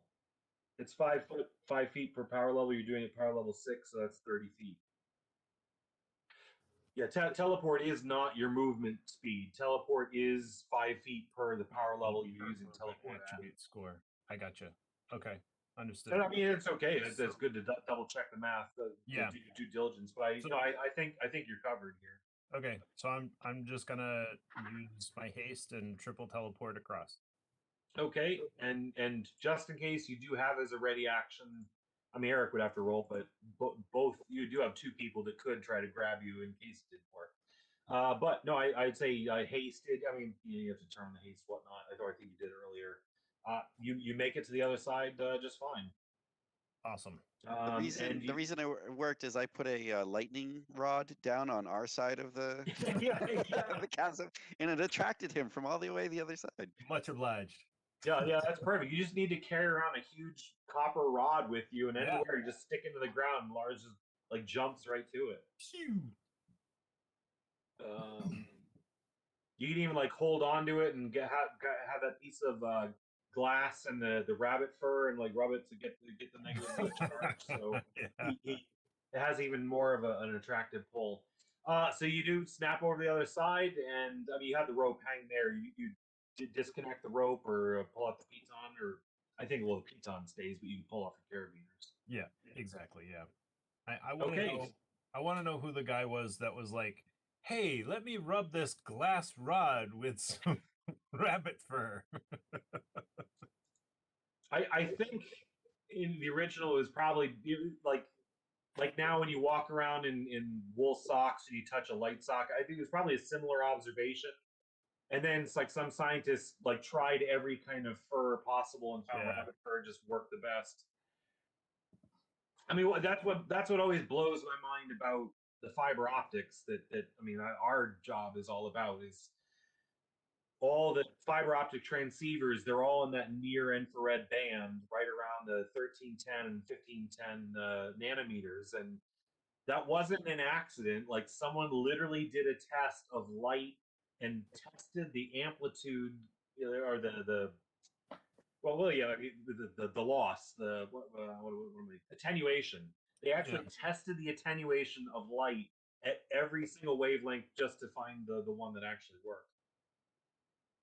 You make it to the other side. You're able to detach the ropes, essentially take all the other material with you. You still do hear the Iron Knights moving on the other side, but they're not yet at the tree line.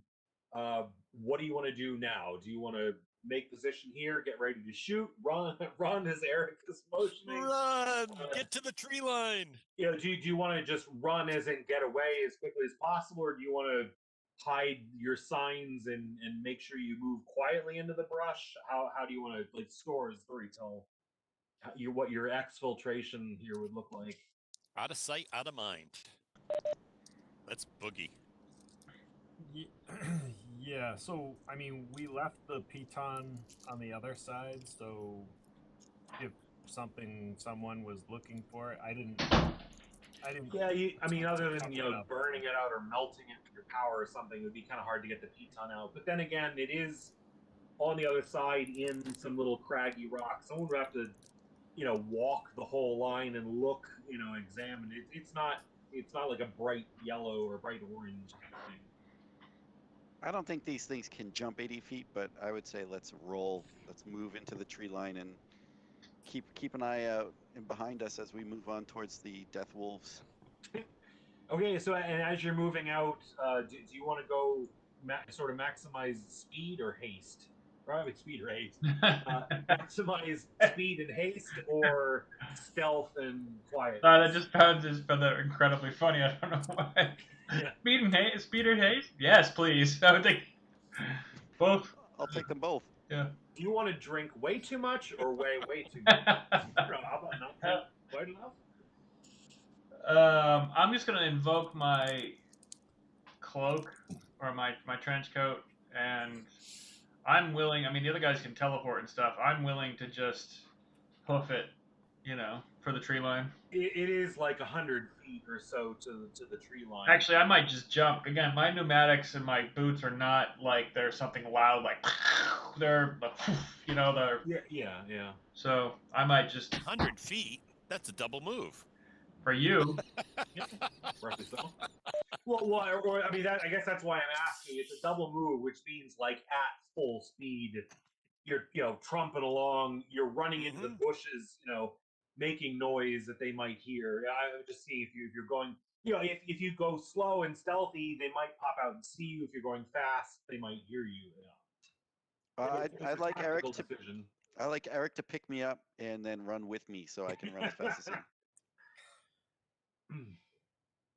Or you could have like Lars stun you, so you'd be stuck like a mannequin. Then he can just pick you up and carry you.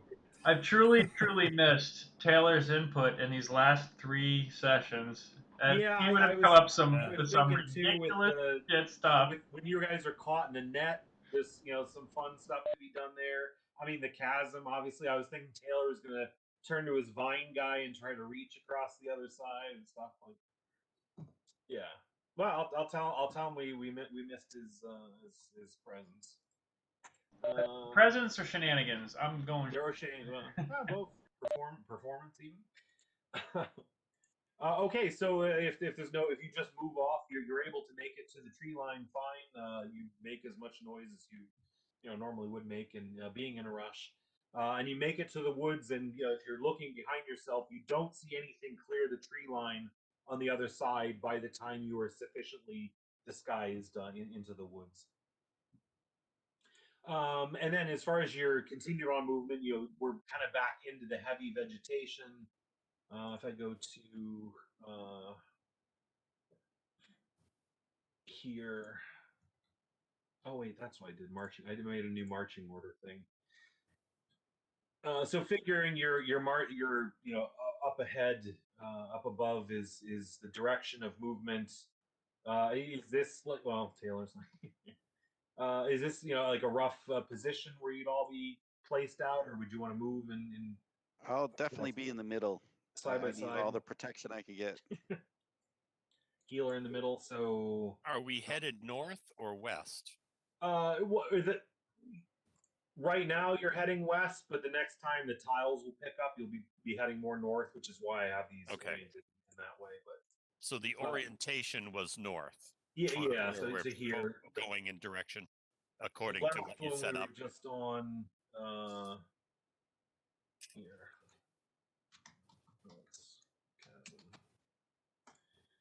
This was the inverse because it's a natural to read like left to right to look at a problem that way, which is why I did the compass in the opposite direction. But as far as the marching order, when you start marching north, I just wanted to see if you wanted to do wedge, diamond, surround, whatever I think this is good.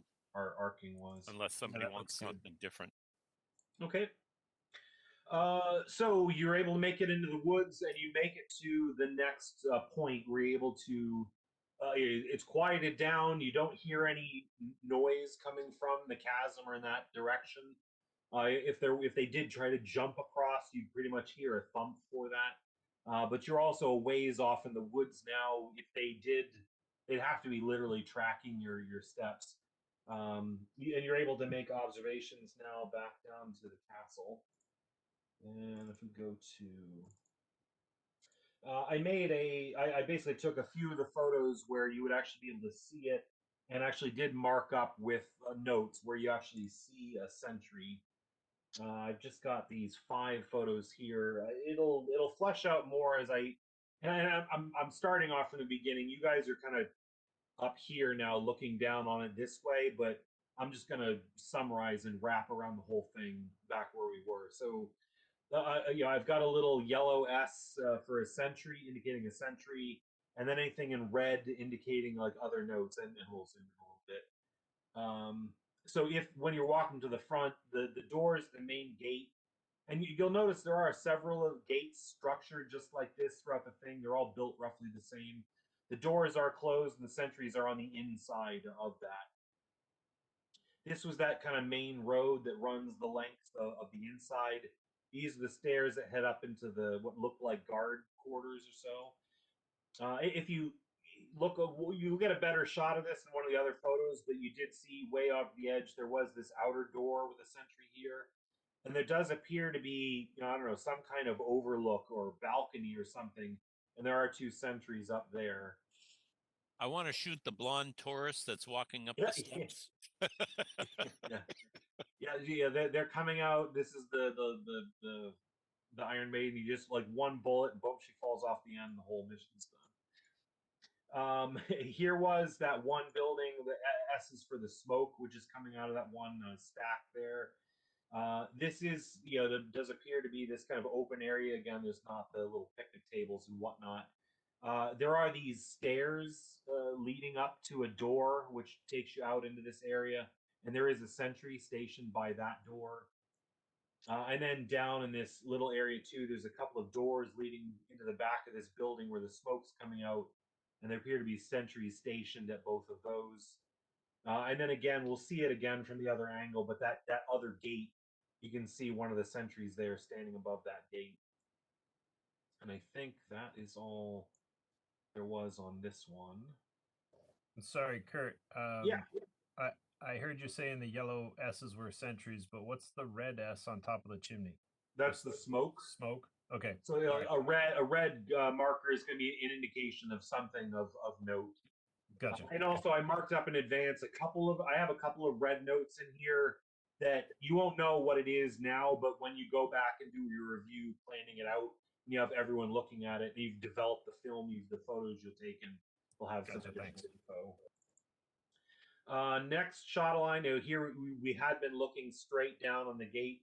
This was the first the first place you took pictures from. This is really kind of the angle, although not the time of day that you're seeing it. And again, to zoom in and review, there's that front gate with the two sentries on either side of that door. There's sort of like two buildings with the awning or something in between them.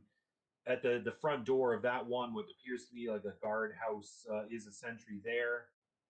And then again, here's that main road. And if you go kind of up these stairs onto this sort of patio, again, there's no picnic tables, it's just wide open. There's a sentry stationed at both doors, the door to this building here and the door here. There does appear to be a ramp that goes into or whatever the main building. You don't see anything on that ramp. Again, this is indicating the smoke, active smoke coming from here, whereas there's no other smoke from any of the other chimney stacks. There's no light coming from any of the other windows that you can see. Here you're seeing this the smoking building and the little terrace around it. Again, there's the guard up at the top of the stairs, just on the other side of the wall where the main road is. Up on the little upper layer of the patio, probably one of the doors on this side, you do see a sentry there. And again, between these three doors, you see two sentries stationed here. I mean, again, these are the back up.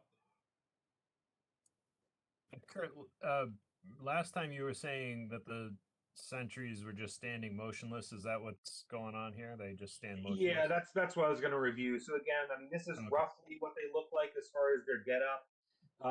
As I said, the metal plates did have these bits of resin on the edges and stuff. It's also not this gold shiny color. It is kind of like a blued steel, and it is somewhat mottled. It's not corroded, but it's got a patina to it. So it does blend in with the stone, or this sort of granite, dirty stone look. And they are, all of these guards, completely and utterly motionless. I mean, they could just be statues, not even functioning, as far as you know. But you're assuming they're all functioning. But they are completely motionless, and you're not seeing any patrols. There's no movements of guards running around these other different places. Again, if this is that main sort of road going behind the smoking stack building, there is one door on this side, and there is a sentry station next to that. That main road does split. The ramp comes down here to this gate, which does lead out to the outside. And at the top of that gate, there are these stairs coming down to like a little watch. There are 2 sentry stations there. This is one of the trebuchets, or a trebuchet, like what we'd heard operating that crack when the 2 guards landed next to that net. This is probably the trebuchet that you saw. It appears to be rigged, armed, and loaded, but there are no additional sentries operating it. So it's just a trebuchet sitting here. And it does seem to be on a platform that can pivot. So it's sort of, like a square base with the actual trebuchet function on top to shoot. But that whole thing, it seems to have mechanisms, gears that can be turned that can shift that entire platform to, essentially shoot guys anywhere along this arc of coverage. As I said, this sort of gate structure appears again here. It's kind of hard to see because it blends in, but you do have a bit of a gate. This sentry is really actually behind it. You'll see them from another view. I just wanted to put them here, so if you were flipping between photos, you wouldn't be like, oh, there's one less. Here's another gate here going around to the backside. As I said, these are the covered stables. There is one sentry standing here by this gate. And if I come back out, I think that's pretty much everybody. So trebuchet, smoke, and then sentries in all these positions around here. Next one. This is 3 out of 4. Again, some repeats. This is a bit of a higher angle than you're actually seeing. It's pretty much just one of the photos. One of the only photos I could find that had good coverage of the back happened to be this high. Again, you're seeing the same sentries you'd seen earlier at the gatehouse, at the top of the gatehouse. There's again the smoke coming out, the sentry up by the door, the 2 down there, the one covering this back door. From this angle, you can see there appears to be some little, almost like a little drawbridge going into that building. And then from here, you can go a ramp down underneath and come out on the other side. And actually, I missed the other one. The other sentry would be stationed around back here. The S again for the smoke. The C, from this angle, you see on the inside face a massive clock on the side of this building. It is coming out almost like a gable from that slanted roof, with just a normal large clock face with the normal 12 markers in Roman numerals. And it appears to be functioning. You were staying there taking a few photos, and you do see at least the minute hand move once, so it seems to be operating. Would I be able to identify the manufacturer based upon my expertise? I'll make a learning check for yours.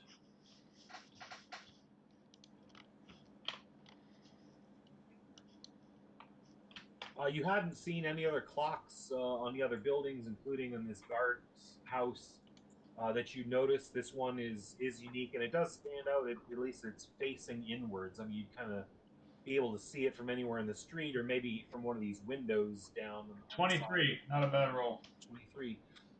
So I mean, you do normally more, wristwatches, hand sized, but you do know a lot more about clocks and watches in general among all the other things you deal with. And this does appear to be a roughly period piece. So this is like an old Gothic clock with really old manual gear mechanisms on the inside. And the fact that it's even operating astounds you. I mean, you actually have seen the minute hand, at least clack over once, or for the minutes that pass. Someone would have had to spend, I mean, your level of engineering skills to keep this thing operating, if not actually had to have gone in and replaced several wood and metal cog gears and keep it oiled and running. Like, these things take a real maintenance. I mean, Big Ben in London doesn't just sit there. There's a dude in there like every day, tweaking. They have these things. They they put like pennies and stuff on to shim things and weight things and counterbalance, and just to get the time consistent from day to day takes constant nudging. So you are amazed that this clock is even running, and it appears to be keeping perfect Dude on a time. huge hamster wheel. Yeah. Yeah, dude in there cranking away. And then on this side, so again, there's where that road split. There's the trebuchet down there. There's the two dudes up on the gate. The stairs coming up. Here is this gate, or at least an arch you'd pass through. And here there appears to be somewhat of a little cobblestone road heading up to a door next to this building there, and there is a sentry stationed there. Here you've got a good shot of what the back looks like. So here is those covered stables. This is basically another rock wall with an archway. So this is right here is the only way to get through. I suppose if you walked up this hill, you could kind of clamber over the wall there. And there is a sentry station there. The other trebuchet, at least on the other side, there is one here. Similarly, like a square platform able to turn, loaded, ready to go, but no operators, no ammunition, anything loaded into it. There are two sentries on this layer, one up here right next to this building, and then two up on this terrace. So if we're getting into like kind of tiers, you've got the side of the hill here. You can walk up these stairs onto this platform, which is basically level, and there appears to be a door here which comes up to this level here. There is a tree and a wall here, and then this goes up again. So if you're down here, you would go upstairs, level through the door, up a slope, and then up a slope. Think like a huge S, kind of going up and up and up, wrapping through. So you can't just go like straight run this way. And we'll see this from the other side too, and we'll come back to it. So it's through the door, up a ramp, and then up a ramp, and then there's a door to this structure here. This appears to be some kind of raised terrace. So this is maybe 40 feet high or so. And there does appear to be a wall all the way around. So there's no stairs or ladder or anywhere to get up here. And judging from the inside here, there appears to be some open space on the inside that you're thinking this terrace might lead to. Similarly, this first one, this little terrace up here, that might also lead to this little inner, perhaps a courtyard of some kind. And then if we look on the back end, and this is really almost the angle you're literally seeing now where you're standing. There's a little bit of construction going on here, but it gives you a little bit of a view of the terrace. Again, you can see those other guards on the other side we mentioned. Here you can see kind of that layered height. You can see how it goes up by like 40 feet or another 30 feet and another 30 feet and another 40 feet. So here, if you were, on this little road walking all the way up, you'd eventually run to this gate where the two sentries are stationed. Or you could walk up these stairs onto this platform, go through this door, which is a few steps up. And then again, you'd have to walk kind of up this ramp through this gate and then up the ramp again up to where the trebuchet is. And then there's a sentry guarding a door to this building.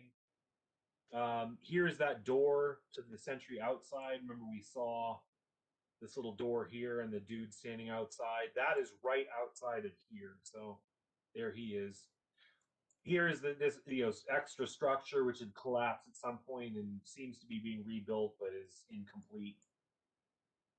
Here's that terrace again, as you can see, quite a ways up with the two sentries stationed to either corner. Here's that opposite view of that other terrace where we saw this chap considering jumping off, or what he's doing.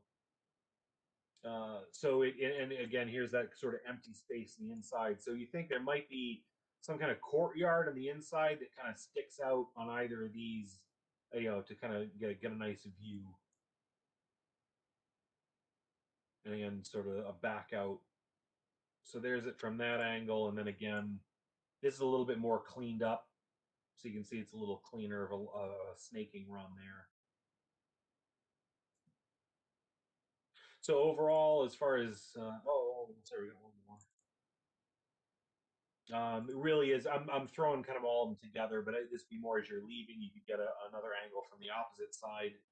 Here's Kurt, what are the M and the R up near the yeah. roof? So these two notes. So as I said, red would be some other kind of thing you notice, like the smoke or the clock. The M and the R, you're not going to be able to determine now. And I mean, we can't even kind of fast forward. I have to basically judge the time. You are going to be going back and actually planning out your infiltration.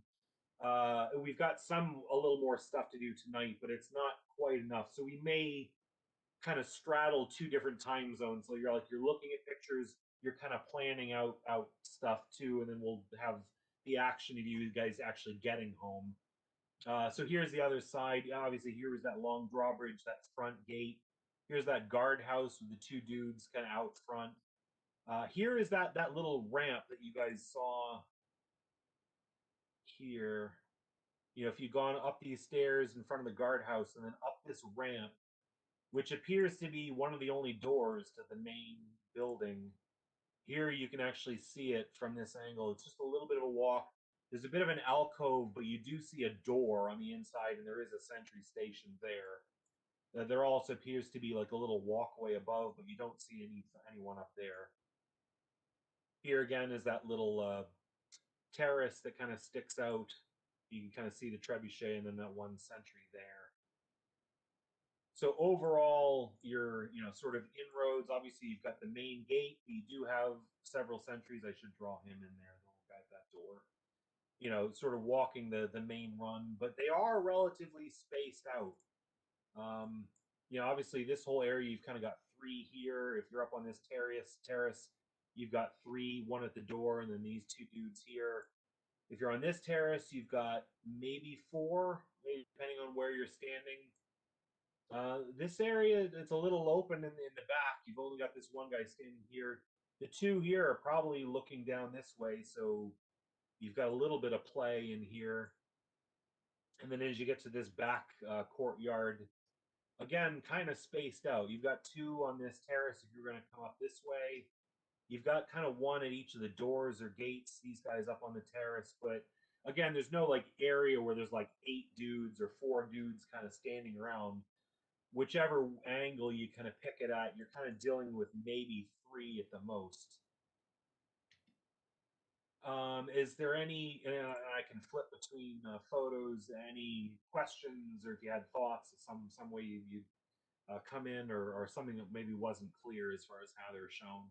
Obviously, this is before the stables were covered, so I mean, this would be a little covered roof leading up to this wall here. I have to bring attention to the clock. For some reason, I think that has something to do with the control of these mechanical beings. So just to keep in the back of our minds. Well, let me do this. Essentially, for time wise, it's 8 o'clock now. We'll jump ahead in time to you've developed the photos. You're back, analyzing the whole thing, and trying to figure out what your approach would be and what other intelligence you might be able to gather from what you're seeing. You do have the chief, Aegon Tiedemann, to ask for advice or stuff, but he doesn't have to consult if you don't want to have his eye on the photos and things. Although the Eckhart Faulhaber, the guy who watches over the museum and stuff, he's pretty much insisted on looking at any photos that you have to try to give his ideas on how to assess the situation and what you're seeing. When you develop the photos, where the R is, this turret, which I think if we pick another, this angle here, there does appear to be like a distortion here in the film and how it was developed. And it talked to the points of all the, the M, the R, as well as the clock, as Mike mentioned. Mr. Fallhaber does have some strong opinions on what some of this may indicate. First, to the clock and the smoke. The smoke was really what caught his attention. While the Iron Maiden herself would be biologic, there's no really known living people here who would actually need fire for heat or food or anything like that. So this may be an indication of life or of a place where actual food might be prepared. But when he saw the clock, he started getting fidgety and kind of excited. Although he wasn't saying anything for a while, he was just kind of holding it in and looking further as you were scanning over all of the photos. But when he finally does get into it, he's sort of, it seems like he's reasoned to himself everything through. His idea is that this building, whatever other function it may perform, this seems to be, in his mind, a master clock for the entire castle as far as the coordination of the sentries that operate there. So, you'd seen these little metal hammers in their feet that they, sort of hammer into the floor, send sort of some sort of signal that other ones hear. Whether it's just through the stone or if there's actually been like metal plates or wires or something buried in the ground that might pick up and amplify or transmit that signal. They do appear to use these beats to hammer out and communicate with each other. And his theory is that they need to work collectively as a team. And it's not just saying like, okay, robot one, you go that way, robot two, you take the high point. They literally do function as machines, almost moving in unison. There's a greater coordination, literally off of like a clocking source, something to tell them how to move in step, how to synchronize. And yeah, if one goes around the left, the other one goes around the right. If they're all on the same clock, they all know exactly when they're going to breach a door at the same time. And his idea is that this clock may be, or the inner workings in this building, may be the master clock to coordinate every one of the sentries that's on site. And if you were able to disable whatever this clocking mechanism is in the building, you may hinder the operation of every knight in the whole place. They might just come out of sync. They might not operate as efficiently, or it may be worse or better than that. But it will hamper pretty much all of the knights across the board in their ability to coordinate and function with each other. I don't know if we should fully stop it, but maybe if we slowed it way down. Or whether it's stopping it or disabling it or changing the settings or messing with the timing, in some way sabotaging the mechanisms. Whatever is driving this clock mechanism is not literally the clock face. Whatever mechanism is generating, moving the clock face, as well as whatever clock. This is his theory, having studied this. But he thinks if you do sabotage whatever it is in this building, it may help you in the larger sense, fighting the rest of them. Now, if you go pure stealth, maybe you can avoid running into more guys. But he's saying it might be worth it to try to hit this building to help the further the rest of the mission. The other point he points out, nice English, it's a language. When he sees this blur, and he's saying that it appears to be a source of radiation. Almost like radiation is rising, up and coming through the slate, which doesn't seem to block it very well. And it's these particles sort of partially expose the film when you were taking the image, just as the light did, which why it gave this kind of a hazy glow. He said it's almost like this is a column, and there's just like a fountain of particles shooting up out of the top of it. And as far as the structure, he thinks that this is an elevator of some kind. Related to that, this extremely large gable here, he believes to be the master bedroom of the Iron Maiden, or essentially her main room, whatever it is. He does have a couple of really old photographs of the Iron Maiden, as well as a painting of her. And he noticed in the background between this photograph and this painting, they had a similar shape of the walls. This sort of this large gable with sort of four or five sides to it. And having looked at the outside of the building, he sort of put that together. He says, "I bet you those photos or that painting were taken with this as the background. So that means this would have to be her quarters of some kind." And the fact that he sees an elevator here, again, with sort of some particles coming out of it, his thought is that wherever these radioactive materials are stored, they must be down in the basement, the underground of this whole structure.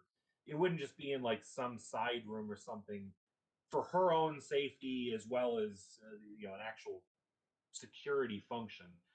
So his idea is that this is her master bedroom or her lab or wherever she lives and works or worked, and that this is the main elevator that takes you right down to that storage facility. So since your mission here is to get in and to get this cesium-137, and we're trying to figure out where in the whole building it is and how you get in, he's saying no matter what, you're probably going to have to make your way to this room and then take this elevator. It's like, express elevator directly down to the source, get it, come back up, and then make your way out some way, other than, well, his theory is that this may be the only way down to the material you're looking for, and you would have to start and finish your in and out from here. Further, he's noticed, and you've seen this too a little bit. You thought it was just some blurriness or some, heat rising off of the bricks. Along the surface of the main structure of all of these windows, there appears to be a little bit of a shimmer.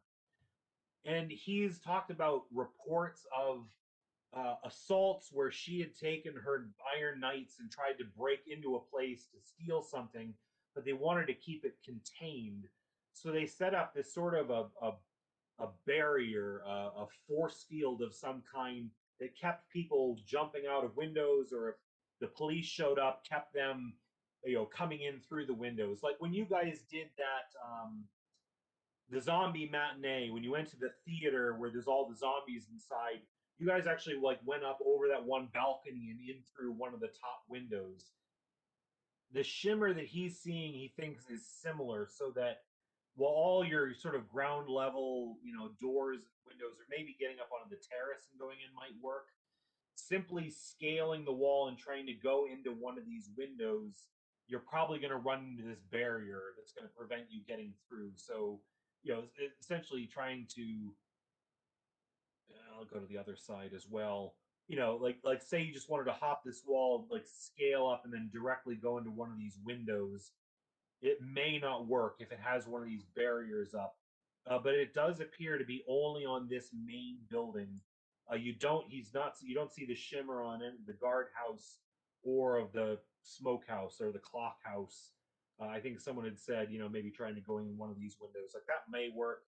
But as far as the main building, at least, you're probably going to have to enter through one of these main doors to get inside.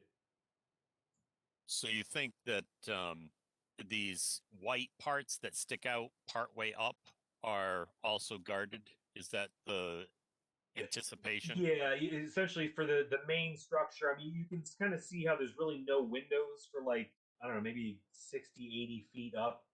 And then from Wow, that's those how high windows that is? up, they would all be shielded. I mean, I guess if this is story wise, you want to do it in game terms. You can't just teleport up and go into it's right from the top. You're gonna have to actually go through at least some of the building from where you were entering into. The building with the clock tower also, or the clock in it, does that also have that same? No. What's that? Just the main structure, the guardhouse and the clock house. All right. Any other angles you want to look at? You want to throw? I mean, I'm kind of trying to shoehorn in your kind of planning phase to this point too. So Kurt, yeah, just I'm looking at this building, and from this view, it looks like in the main building that there's like a courtyard in the middle. So it's not one solid building. It's like 3 separate or 4 separate buildings. Is that true? yeah. So I'd said that earlier. From I mean, you can kind of see a void in here. Yeah. You do have this terrace sticking out here, as well as this terrace sticking out here. You can kind of see it from this angle here too. So here's that terrace, and again, here's this empty space in the middle. So these also may be connected. There could be just like an empty courtyard that pops out onto here and onto here. But Yeah. as far as like all your angles, there seems to be some kind of gate or door. You know, not leading to a building with windows, but at least leading to maybe to each other. You know, either these two are connected, or they may be connected on the middle as well. And as Yeah. far as the inside, as far as the shimmer, the angle's just not good enough. You can't see on any of these inside windows how that might operate. So that could be a gamble. Right. So it almost seems like, from what I'm thinking, we should probably try to do the clock tower, clock house first. That's my suggestion. Hit that clock house first. Try to mess with that clock, Yeah. and then Yeah. find a way to get in, maybe up that ramp almost straight ahead from that house, back. Because if we try to go in on the left hand side over here, I think we're going to have to fight through 3 buildings just to get where we want to be. Yeah, so I mean, you've got the Yeah. clock house here. You know, you do have this wall isn't all that high. You do have just the one guard there. This is another not too difficult of a climb, but you do have a few on this little kind of terrace area. The clock house does appear to have a shit ton of doors. I mean, you got one here, 3 here, maybe 1 or 2 on the other side.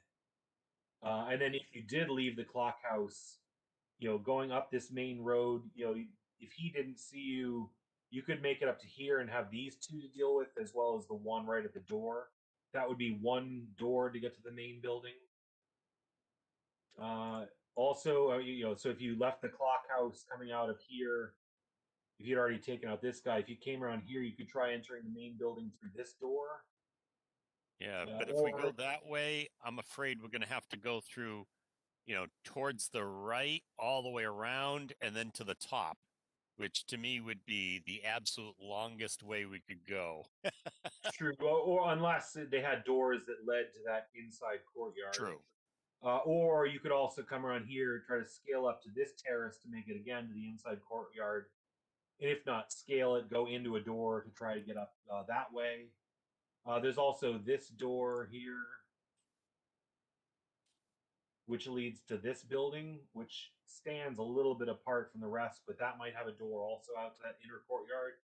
It isn't that far to the. I mean, this piece of the, like you said, it does wrap around, and yeah, you might have to go kind of pass all the way through. There's also, I mean, this face too. I mean, this is pretty much wide open, other than the door outside and the 2 up in the terrace. If you scaled your way up this way and just had to fight maybe these 3 guys, that would get you up into that terrace there. Also, I mean, that, this is the guardhouse. You said there's 2 outside, 1 at the door. That's also not too hard of a scale if you wanted to go into that way. But, and again, you could go into the clock house and then continue on, or you could also go into the clock house, back outside, wrap around, and then come up somewhere else. Yeah. From here. But yeah, I mean, from the clock house, you've got the 1 door on the other side, 1 door here, 1 door here, but this entire face is really not any entrance to the main structure. Although, as you saw, it's really on the other side is where you need to get to. Would here we be able to hire someone to fly over, and we could drop in? No, you've gotten clearance from the federal level for them to pretty much, allow you access and give you supplies, but the local state and town governments, as well as the local police force, isn't giving any other resources. Essentially, they don't want to poke the sleeping dog. And if say you guys get a plane, their fear is like, well, she's going to retaliate against us if you guys leave freeze in your plane.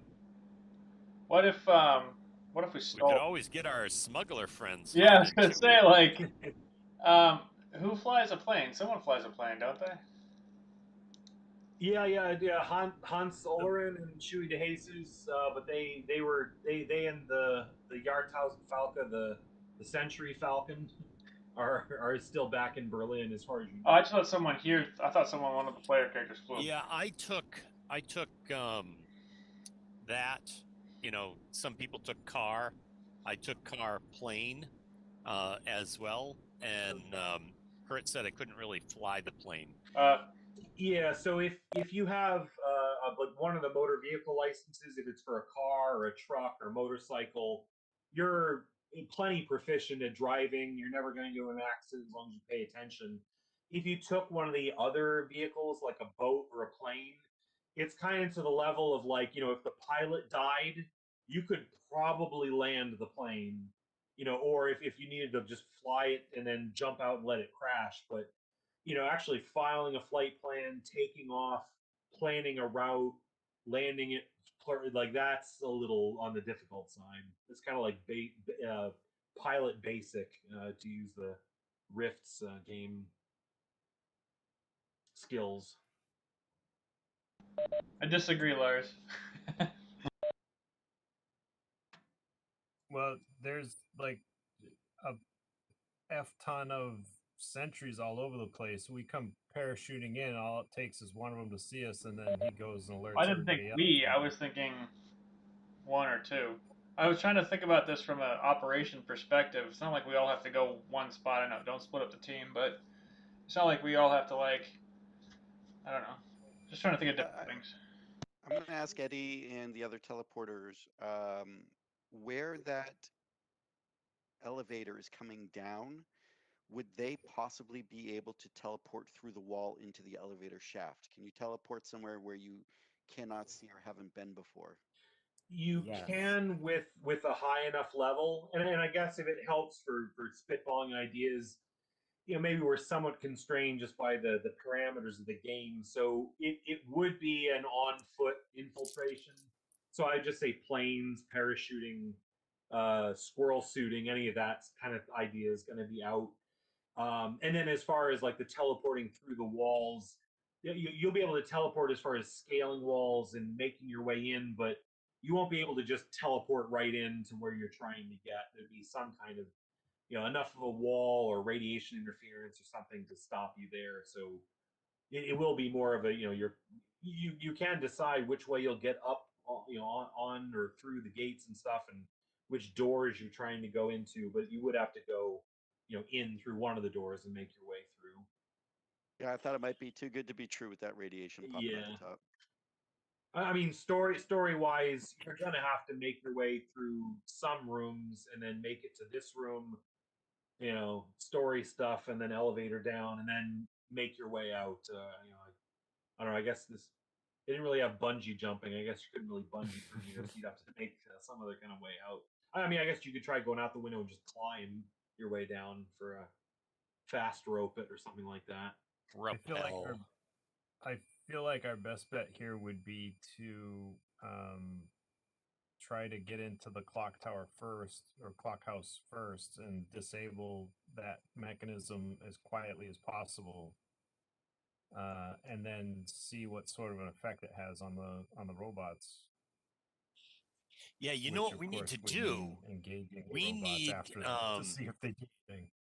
We need Taylor's guy to take the first sentry we come across and lift him off the ground while we beat him it senseless so it can't communicate, and then we do the same thing to the next one. So since we know they communicate through the ground like that, is it possible, Blue Suit, for you to come up with some sort of material to shoot at their feet that would prevent sound from traveling from them? Well, aside from immobilizing them, which I already can do. Right, but I'm thinking because if you immobilize, there's still the little hammers in their shoes. So, Mike, what I was thinking, you do have, I think one of your ones actually can do silenced. Yes.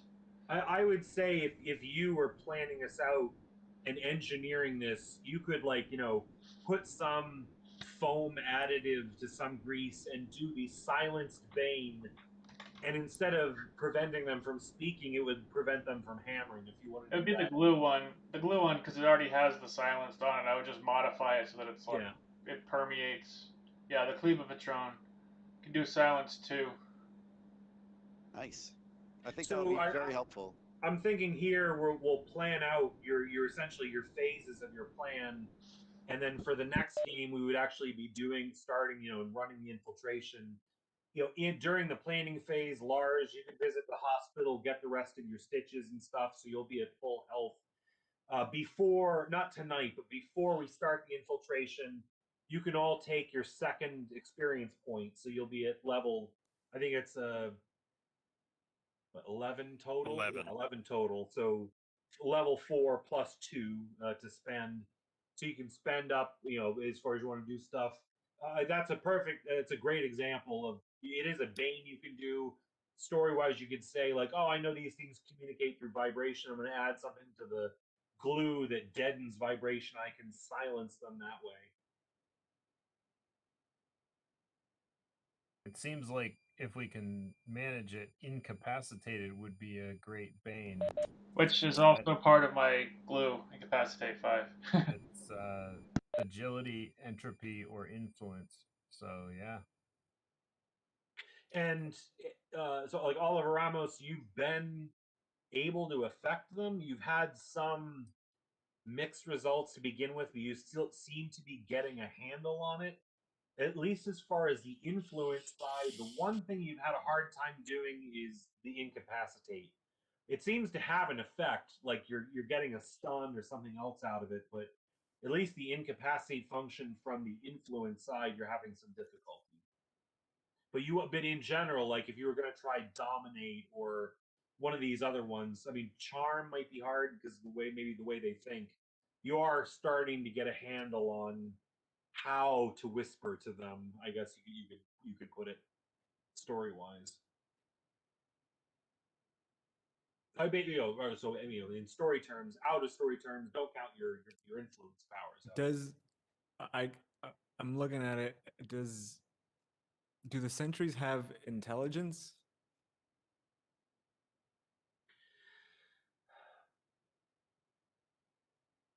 The way you've been even doing your influence and stuff, they do seem to have a rudimentary sentience. You would think like a limited AI. If in actual game terms, is similar to the animate boon that you can do. In fact, Blue Suit is actually working on developing his animate skill. Technically, he's got enough experience points, but studying how these clockwork soldiers work, he's going to get enough influence so that when you guys actually go back to Berlin, he's going to be able to build his own clockwork guy, and they do actually think and reason on their own. As far as how intelligent, how well do they innovate or adapt, you don't know how good they are at it, or even if it's an individual function, or if they have sort of a group mind. Maybe they think and communicate between each other and sort of gather their intelligence as a group. That part's not unclear, but they do have a rudimentary, almost animal, or if just above animal intelligence. Is it animal or just above animal? I guess go by what the power restriction is you're looking at. Yeah, so I haven't been able to do this, and I didn't even think about it. But Dominate has two versions. There's lesser, and then there's greater. But I can only do lesser on humans, which is all we typically fight. But now that I'm looking at it, I can actually target. It says you can target creatures of subhuman intelligence, animals, some elementals, etc., with greater domination. I would say it would probably be more closer to human intelligence, so you could do a lesser Animation. Okay. Power level 6. You can animate a single creature. Your invoking attribute score must be equal to or greater. With successful invocation, the creature becomes in existence with the charmed minor charm being already in effect. You could create a being of subhuman intelligence. That's all it says. Subhuman intelligence. That percent. Yeah. But they are autonomous. Yeah. So, in game terms, and you haven't tried to dominate on them yet, but given the feel of it, you think you're probably gonna have better luck. Whereas the stun definitely works very well on them. Incapacitate doesn't seem to work as well, but it does have some. It essentially translates to stun. Charm, you're thinking probably is not going to work, but dominate, because these things are built to take orders. You're almost thinking there might be like a channel you could fire right into, of basically disguising it as an actual order that it might get from whatever outside means. So yeah, you would think your dominate would work, but it would probably be limited to a lesser dominate.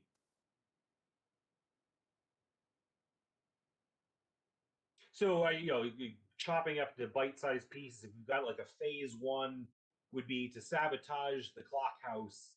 I guess if you want to just take how you would actually make it in there, or which way you would try to approach her from. So I could just go invisible and hopefully sneak around until I find whatever it is that controls it, and then light it on fire or break it in some way, shape, or form. Um, or Bring a I, crowbar. I know, oh, I'm blanking on names. I always blank on names. I know Mike has the ability to go invisible. With his cloaking cloak. I forget what it is exactly, but Blue The suit. cloaking cloak. His super cloaking Super. cloak of cloakitude. yeah, the But like cloaking cloak. approaching from the bottom, like trail there, going up to the clock tower. How tall does that wall seem to be from an estimation standpoint? That The one there, yeah, right where that one sentry door is. back here.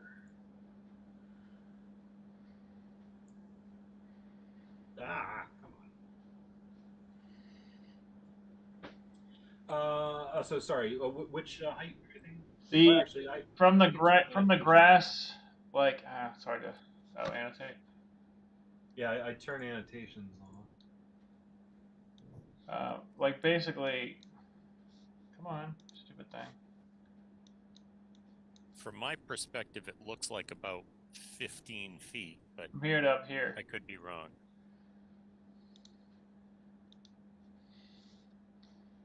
It actually, it seems like over here you might be able to get in there a lot easier. Like it might be a shorter distance. Yeah, figuring a door is going to be like a little more than 6 feet tall for most people walking through it.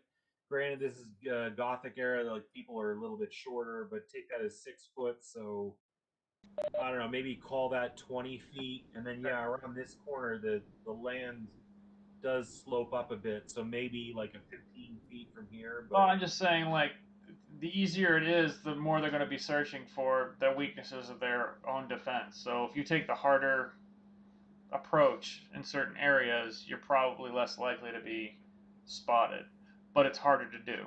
I'm just true, although I mean, as you do observe, this is like an open terrace, and these guards do seem to be standing like right next to the door, like they're back against the wall. Whereas you might think, well, why wouldn't they be standing near the edge where they can actually be like looking over the edge? I mean, in theory, you guys could like scale this wall and he wouldn't see you until you popped up over the top. It's not like they're standing right at the wall looking down. So they also don't appear to be optimized necessarily for, constant scanning of approaches.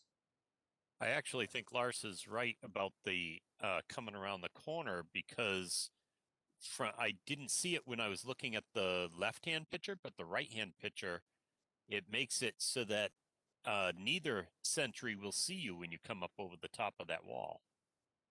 I wouldn't come up to the top. I'd actually go up to the roof. So the other piece here is I could do a barrier, or maybe someone else could as well. But I could do a barrier, which at power level 5 you can do 2 properties. So you could do damaging and obscuring, or obscuring and hindering, or something like that. So Nobody will notice a glowing electric barrier, will they?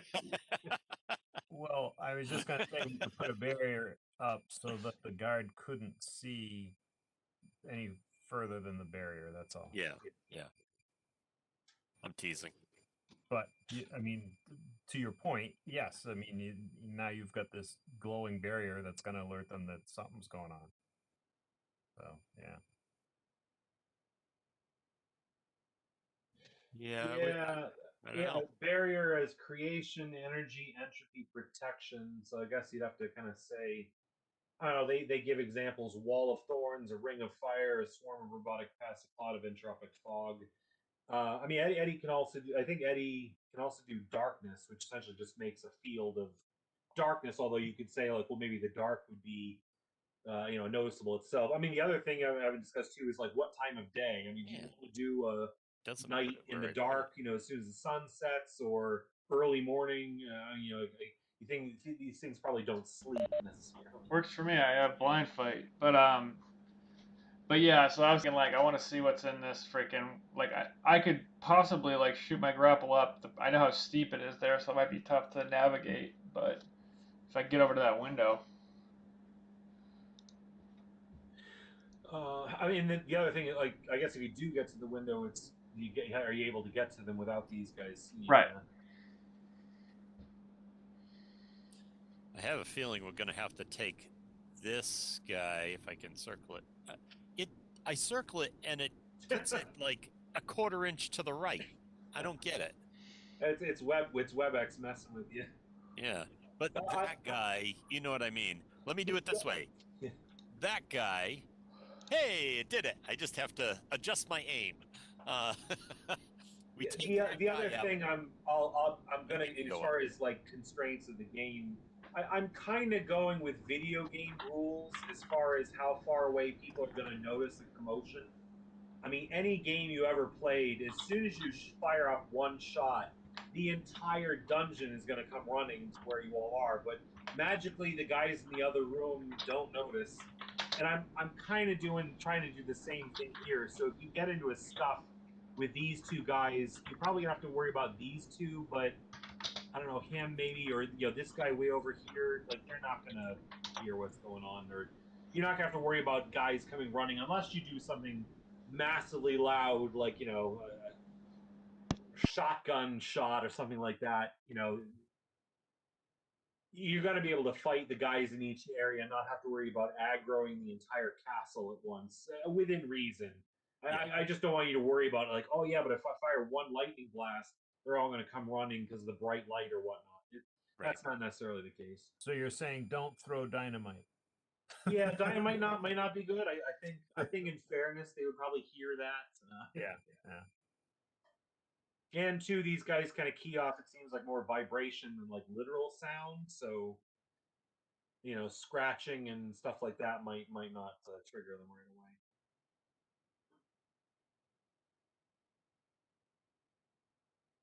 All right, so in any case, we can kind of even do it as we go to that night. Infiltration. Yeah, now, as far as time of day, you were thinking like nighttime to maximize your darkness, or do you have other strategic? why not? I mean, there. Who knows if I know that most things are machines, but that's not saying that there aren't some human elements inside. Like, you never know. Could be, yeah. Plus, I have dark vision. Yeah. Okay, so some kind of infiltration, probably on the east side of the castle into the clock house. And then, assuming you finished phase 1 correctly, then what were you thinking for phase 2 as far as proceeding from here to the master bedroom, which is essentially on the other side, on the top west? Hold on one second. So, I have an ability called True Sight. Now, True Sight allows me to see hidden passages or things like that. If I look through all of the photos, is there any possibility that I might notice some bricks that don't match up exactly right, or some other type of indication that there might be a secret passage or secret door? I'll give you a roll for it, but it'll be at a high difficulty. I mean, this is really meant for you being right around it. 20. It's kind of your prescience. It's more of your ability to sense things rather than Oh, that is true too. like looking at a photograph. But it is Jobu kind of whispering in your ear, so I'll give you a roll. All right, prescient. Okay. Do.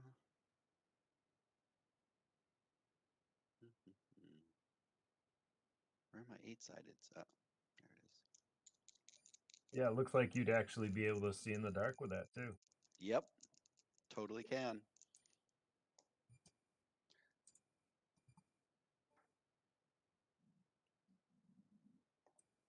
Hmm.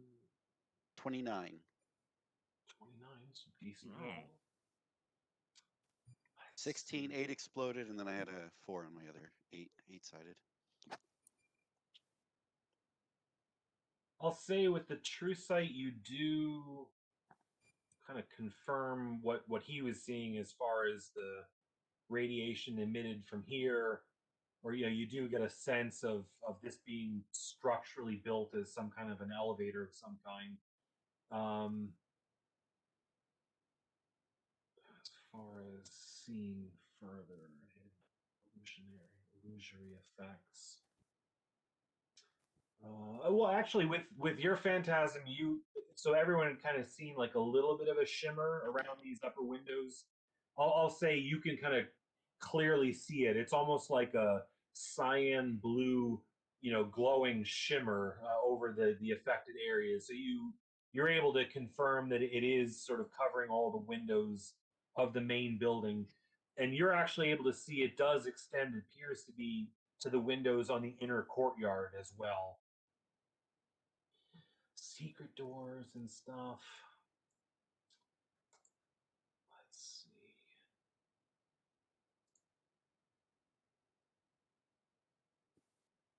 Here.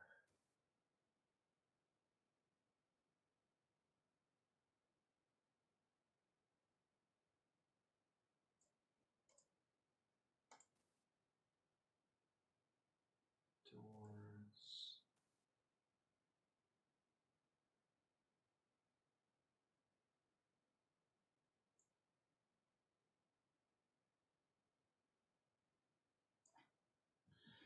No, you don't. There's no like secret doors or passages. But what I will give you is some of these sentries. It's like, I mean, they're not literally moving, but it's almost like you can kind of see the hum of their gears and stuff turning. Some of them have maybe low power mode. They're not actually moving. Things aren't always ticking along. But when you look at all of these sentries, there's certain select ones that appear to be off or powered down or just not running.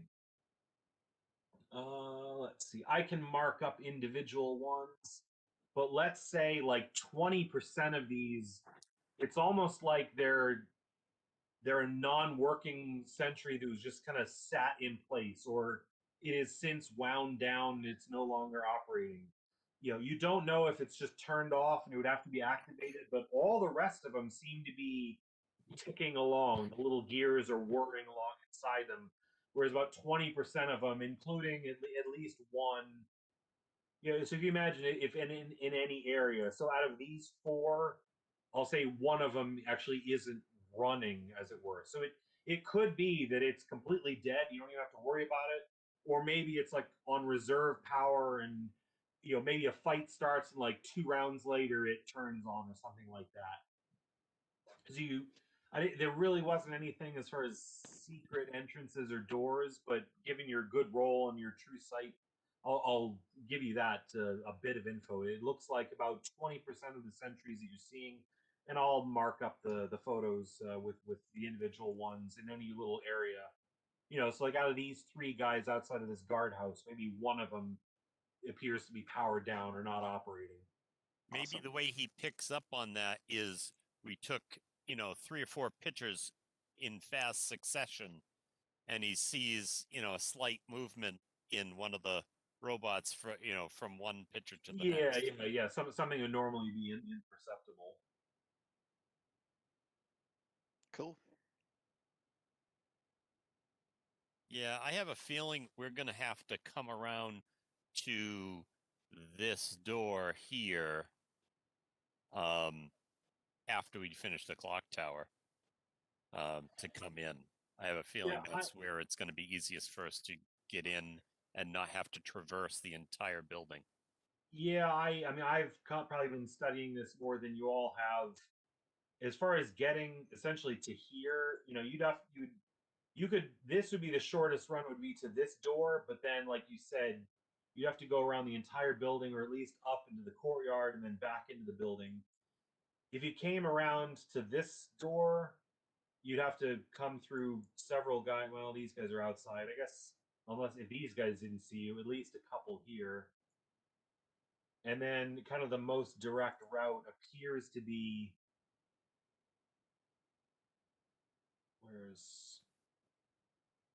so if you came out of here, if you'd already taken care of the guys in the courtyard, you might have to worry about him seeing you, but he's kind of looking straight forward. You could probably make it out of this door up the stairs, and then you're just having to deal with these 2 on the terrace and then the one up at the door.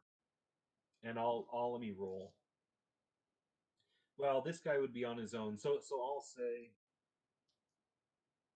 this guy or this guy. This one here, standing guard, is the one that appears to be dead, or not functioning, or powered down, or on limited power. So if you did come out of the clock house, sneak up the stairs to try to avoid this guy, you just have to deal with this one and then the one right at the door. That would probably be your most direct route in. Because I mean, even from this face, other than that and the terrace, you have to go into this door, into this building, onto the terrace, and then kind of outside, then back inside. And this door appears to be the most direct route. There's probably some stairs or something getting up. Maybe this parapet could be stairs to get up to that floor, but that seems to be the most direct route. So that's looking kind of like your phase 2 there. All right. Yep. Seems I think pretty that good. works. Yeah. And I'll mark those up for next time with the inoperable guards as well as the route, or sort of the rough plan. We can always tweak it too when we're actually going through the actual run. But I'll say, so I mean that was you're sort of studying it, taking your photos and studying them later. Now you're back to your exfiltration. So you're sort of roundabout here. You're heading down through the last of the woods, and then out to your meeting point where the what's his name? Yeah, the other The eye patch guy. Yeah, the eye patch guy is going to pick you up. I got too many folders within folders. Where is he? Torben Voller, Detective Voller, or not Patrolman Voller. We'll pick you up there. It's funny. So you continue on the rest of the way. You still haven't heard anything from the chasm you just left. So if the guards did make it to there, you didn't hear. I mean, unless they were able to crawl or fly or do something like that. But it's like if they try to jump it, you didn't hear a thump or any additional noise. So you continue on, in this case, north, heading the way you're going. And everyone, give me a perception check.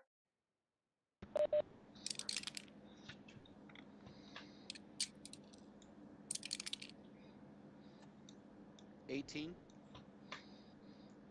Total of 20. 5. 21. Sure, gotta beat me.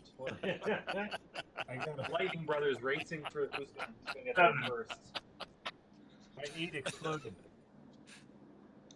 7. 7. Right.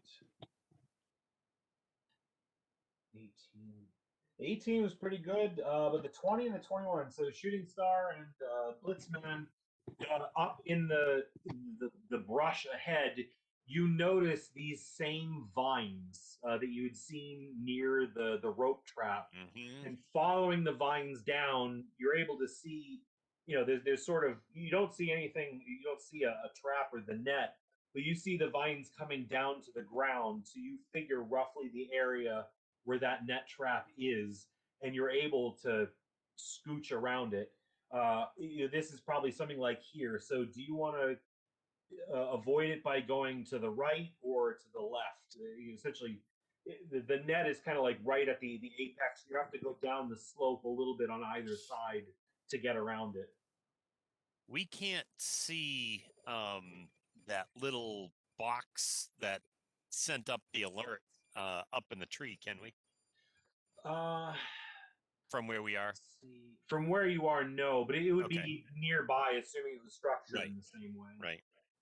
I'm just thinking to Left. myself, gotta go up there and crush that damn box after we get past it.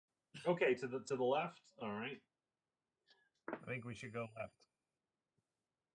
I think we should go left and then run for that airplane that's parked about half a mile away. Oh there. yeah, down. Bottom left-hand side.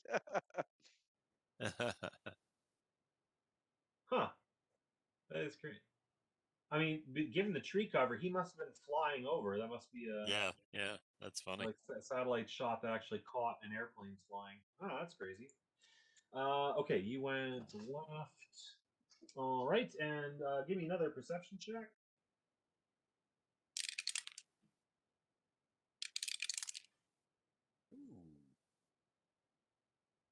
13.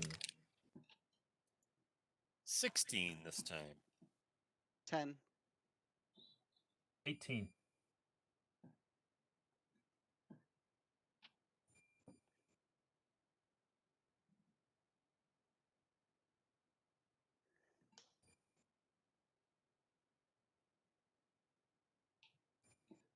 Mike's get working, blue suit. working his way into the 40s, I think. 11. Sorry, I didn't hit, 11. hit mute. No. Okay, 8. It's when you're doing it the fun way with the cannons, it takes time. Just saying. Cannons take longer than normal. So you don't notice the vines. It really stood out once you noticed them the very first time because they're not common to this area, this climb. So those ones really stood out as like a literal trap. You don't see any such trap here, but you don't really see any vines in general. It appears to be pretty clear, straightforward as you continue on. Now everyone just give me a bear die 20 roll. Just a one die 20. 9. 1. 13. 5. 16. Let's see. I got Lightning Man 5, Shooting Star 9, Blue Suit 16, Oliver almost 1, Almadieter 13. 13. All right.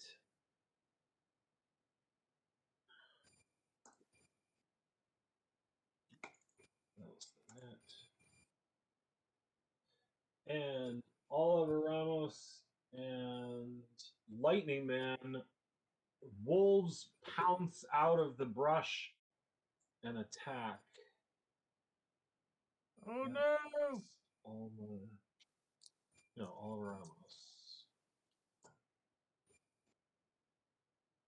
1, 5. Yes. And it is their surprise attack, so they'll attack new damage. But we'll just roll initiative so we can get it into the books. Oh, this is the.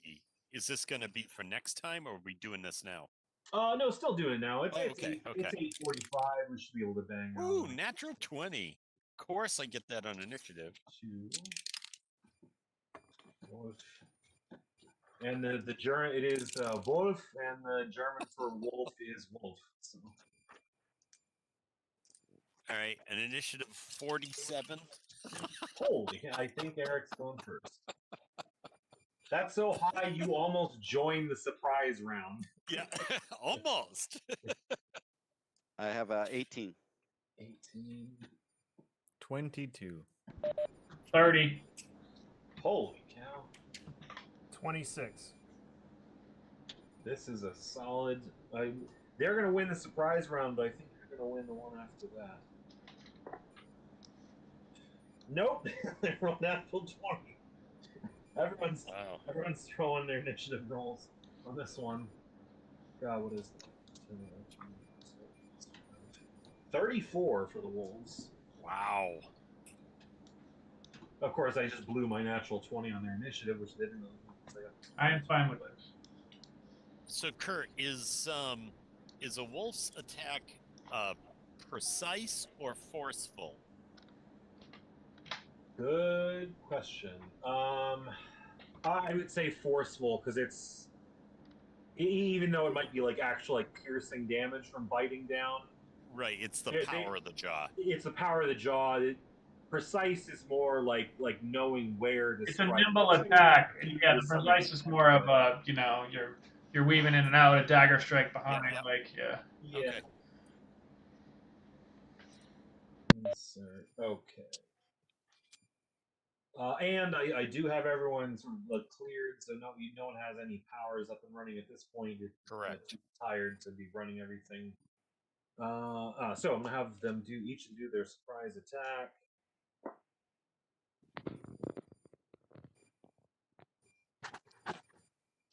All Ramos. You have a guard of 12. Unfortunately. Oliver Ramos takes 8 points of damage. The wolf pounces, knocks you down on your back, and bites into you. It doesn't do. It's not a persistent damage bleed, but you do have the knockdown bane. 10 points. Down. We'll go a little bit here. And Blitzman.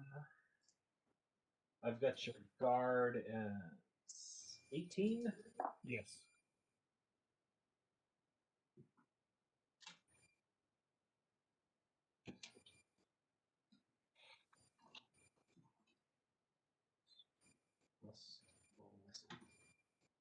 You also take 8 points of damage. Wow.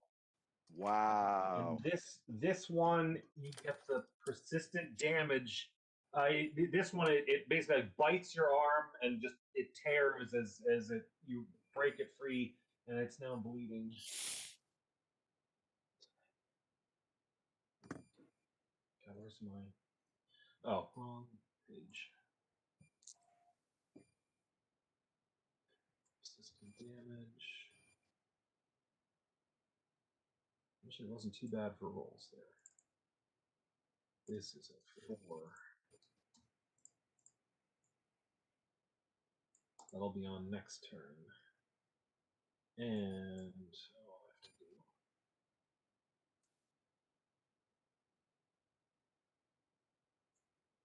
Eric, the wolves. Blue suit. Blitzman. Herr Ramos. Or Senor Ramos and Alma Dieter. And it is top of the order with Shooting Star. All right, so I am going to initiate both of my boons of haste and resist 5 of forceful, and that leaves me with my move and my hasted action. So I'm going to move once you're ready. Forest, I can make that to that chasm. Yeah, where do you want to move? I want to move to, let's see, wolf number 1. So it's Like that's just a run 5 around foot. this. Yeah, that's good. Run right up to him. Okay. No, around is good because Yeah, I was going to say you could run around these trees and you can attack them glance. Does that give me advantage 1? Yeah, or is that yeah. my- Flanking does give you advantage one. Okay, so it's only disadvantage 2 then. Haste. All right, so I'm gonna go ahead and roll my attack. Resistance. Ooh, natural Alright. 20. We're chucking the Lucky. 20s tonight. And a 15 on top of that. The And- attack Lars, I got a 19. That was a close one too. So a total of 38. Oof. That's with disadvantage 2. I got a Jesus. 1 and a 2 on my 8s. Whew. Cripes. You do a massive amount of damage to wolf number 1, and you also get to throw Bane on top of that. With the I- Lutheran hammer's hook end, would persistent damage be an You could do acceptable one? persistent damage, yes. That's what I'll do. All right.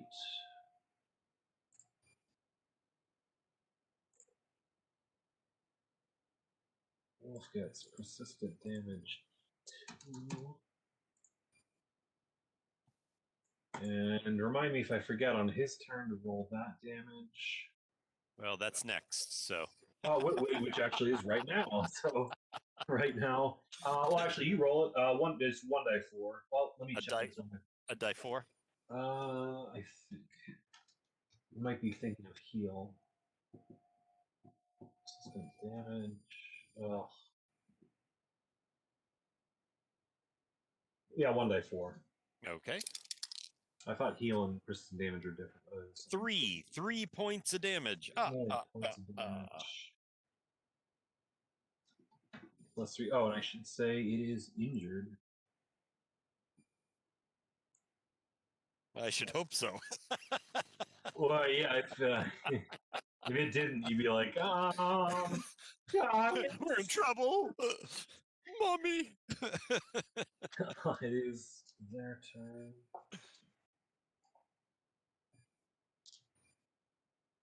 Let's see, that's on his turn. It's gonna bite Lars again.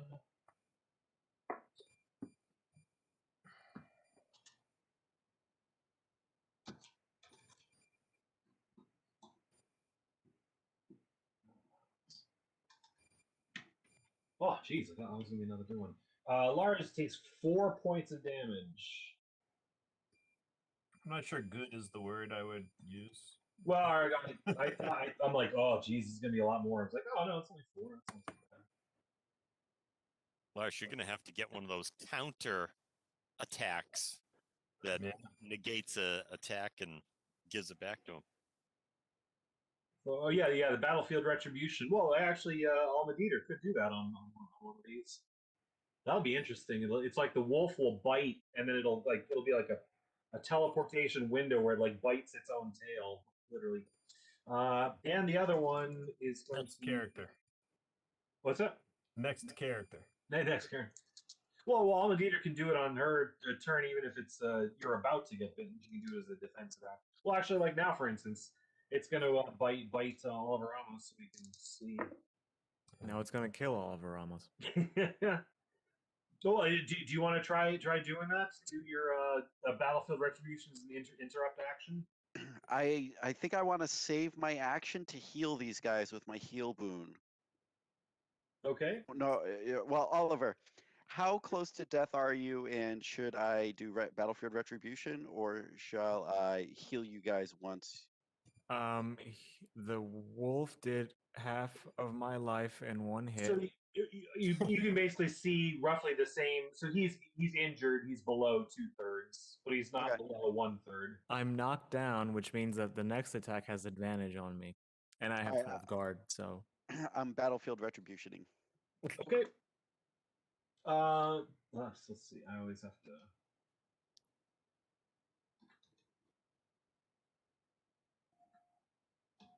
Retribution. When you use the defend interrupt action, which you're doing now, you also deal damage, equal to that. So blah blah blah.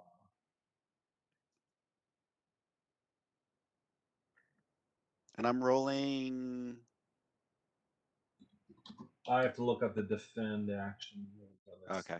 So like, and anyone can always do this. I mean, as a result, the damage that he's going to try to protect him from is also going to be reflected back on the wolf. But anyone can always do a defend action to like jump in between, like block a hit or some kind. So you may use the defend action after an enemy has rolled a successful attack against you or an ally. So all I have to say is it was a successful attack. It didn't miss. I don't have to say by how much. Right. Describe how you're using your portal thing to do it. Only against one target. If your attribute roll is higher than the targeted defense score, your roll replaces the target's defense score for that action only. So you make a prescience check, and the result of this prescience check will become his guard. Whoa. So prescience. I roll my prescience. Yeah, so 1d20 plus whatever your prescience. He can also die defend is. himself too. That's the other thing. He just can't use his attack on the next turn.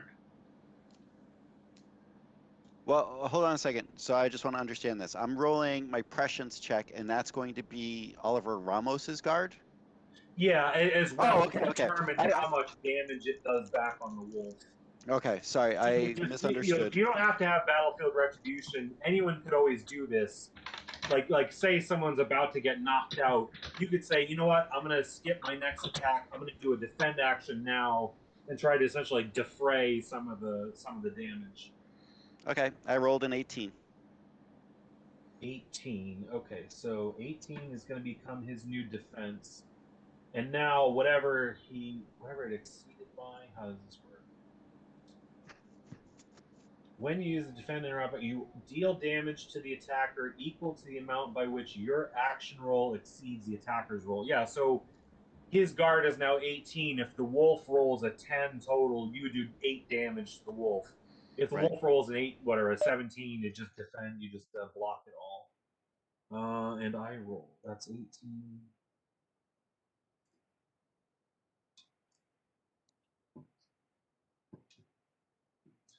So the wolf got a 21 total on an 18, so it still does 3 points of damage, whereas his normal guard is 12. So you basically brought his guard from 12 up to 18. The wolf still got higher, so it still got a little damage in. If the wolf had gone below, that delta would have been reflected back on the wolf. Right. So Oliver takes 3 instead of 9 damage. Yeah. Okay, that's much better. Yeah, I guess you could say like he's still hurting a bit, but as a net result, that would be better than a normal heal you could do.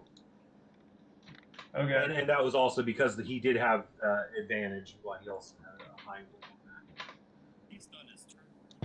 At least on his turn, he can teleport away from it.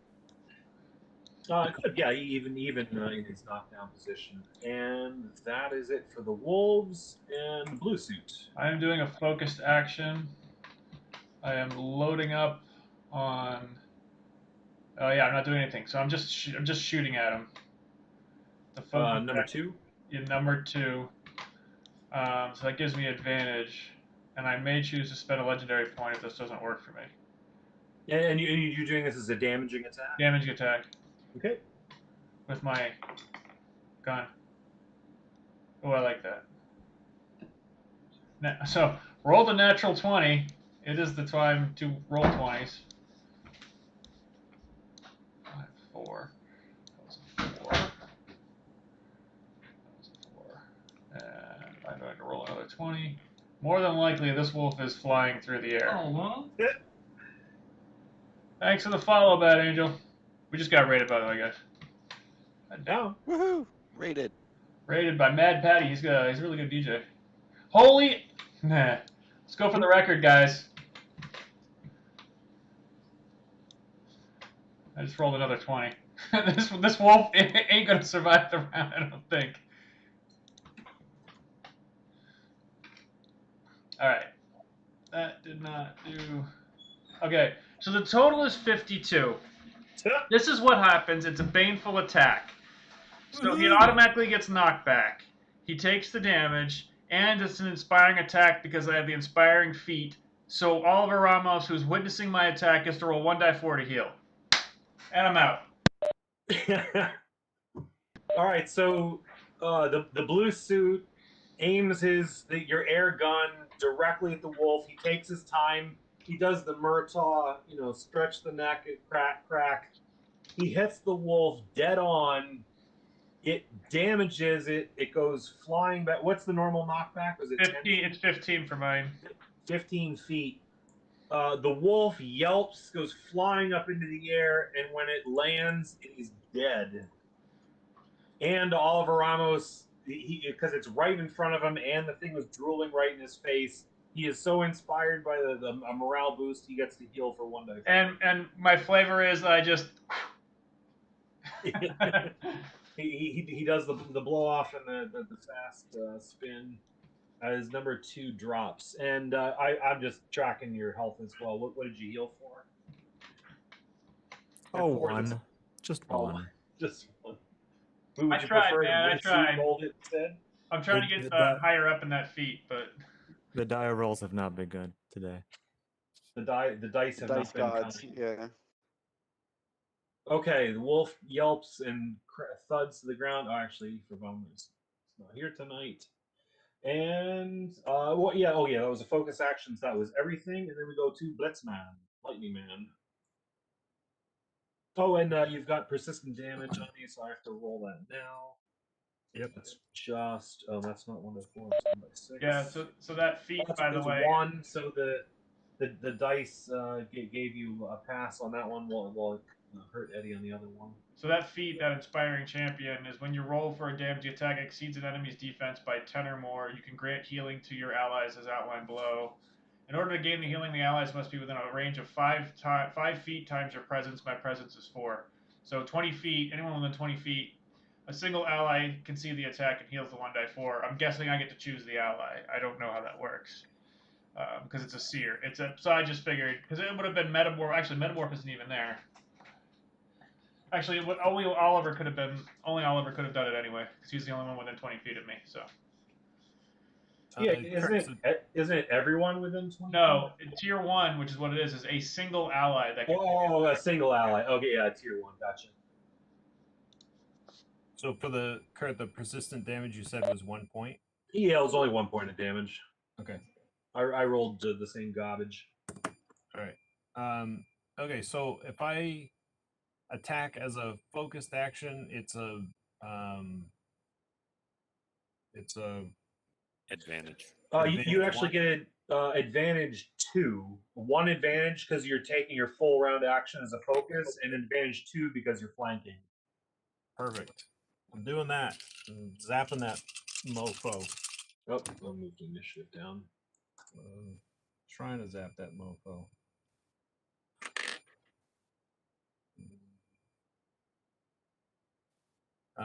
19. 19. The bolt just connects with the ground. A couple of the side sparks go graze along the wolf's hide, but it doesn't seem to have any. Damn it, Lars! We have viewers. You can't roll better. Come on. Its hackles were raised. Its hackles just raised a little bit more because of the static electricity, but it doesn't appear to take any damage. That was with advantage too. I think the wolf bite was throwing me off, man. That's laughable, man. The blue suit just sucked all of the luck out of the room did, to fire that one. It was shooting star in me. That was the wave motion cannon firing off and taking out that wolf in one shot. And that is Oliver Ramos, who is still prone and barely alive. Yeah, this other wolf has to burn. I'm gonna try and dominate Wolf 1. Okay, and I dominate influence. You don't need a direct line of sight for that one. This will do.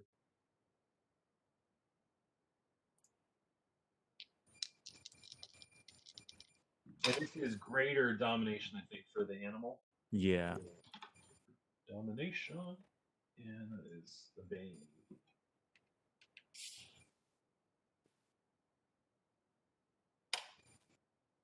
I really can't roll, but I can. So 16. Against his resolve, it doesn't. Let's pull up Dominated.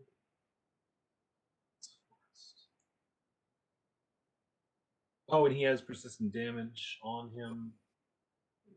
Yeah, you Let's rolled see. that on his turn, right? Sorry, I rolled that on his turn, or you rolled that on his turn. But he is now dominated, and that is power level 5.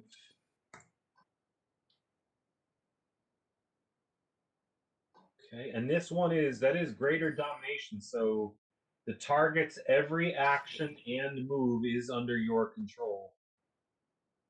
Unlike the charmed Bane characters under the effect of the domination lose control of their actions. Their minds, however, are able to struggle, and at the end of their turn they get to try to break free. All right. Let's see.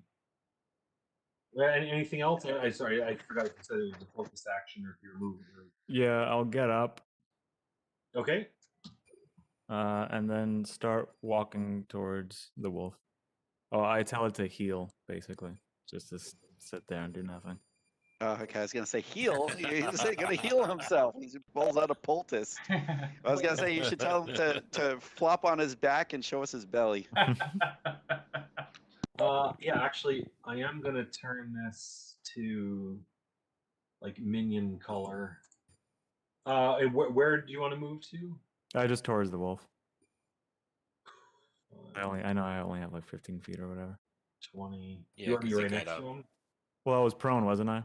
Yeah. Oh, yeah. So 5, 10, 15.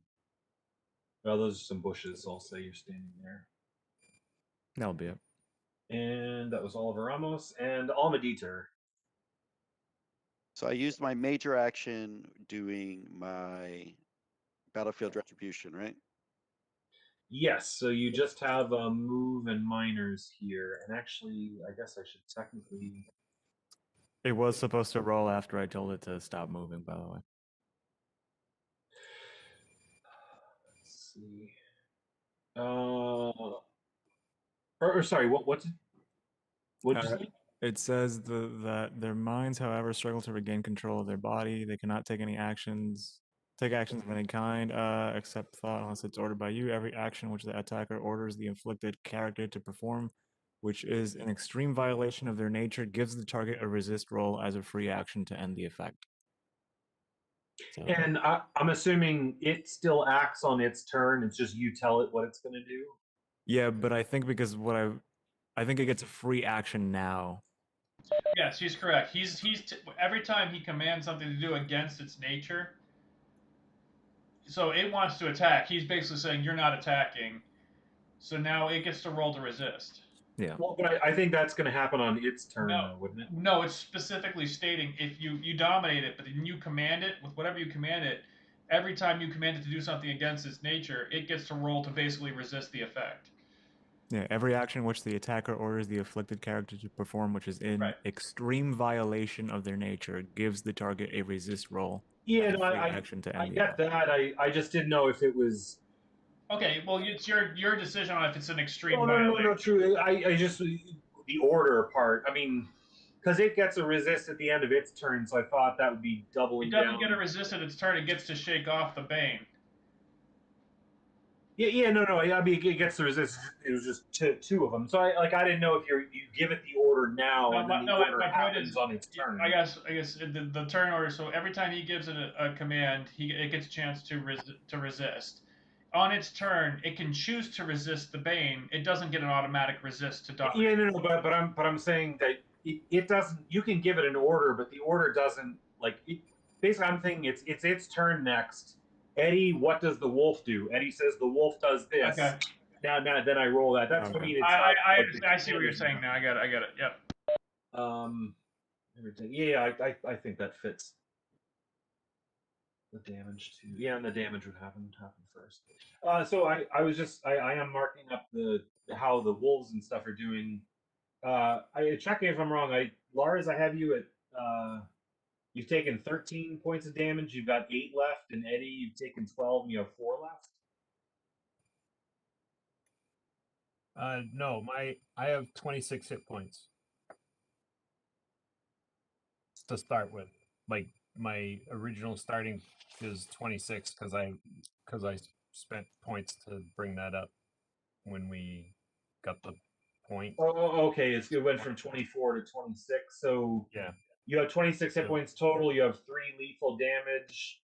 You've taken 13 points of damage, so you're down to 10.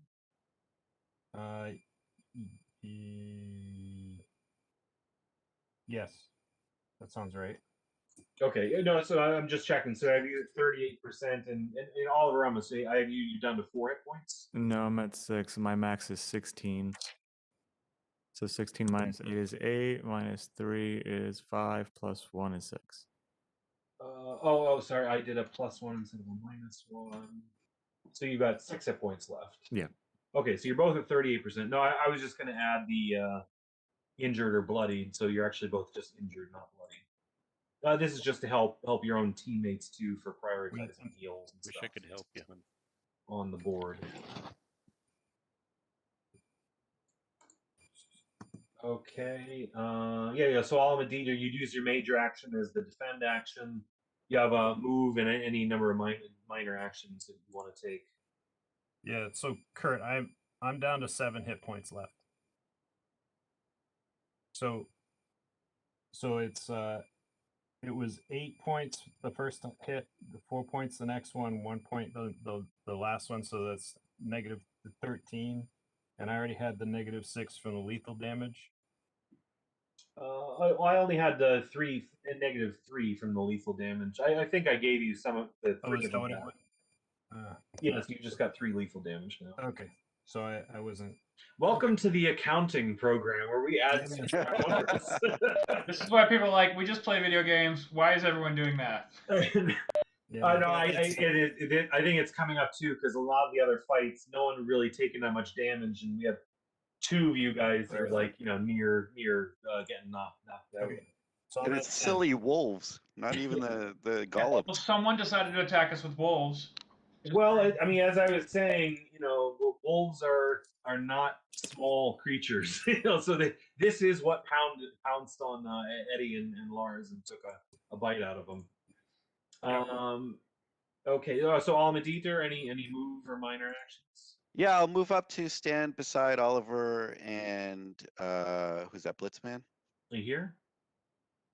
Yes, Oh, sorry. and then that way I can lay hands on them to heal them when I have an action. And you can do a heal at range. You don't have. Oh, to I know. I'm just saying. Yeah, for you're, flavor. You're playing that up for favor. Okay, we're back to top of the order with Eric, and it doesn't appear to be any hostiles on the thing unless you wanted to take out your. I don't know that it's taken over.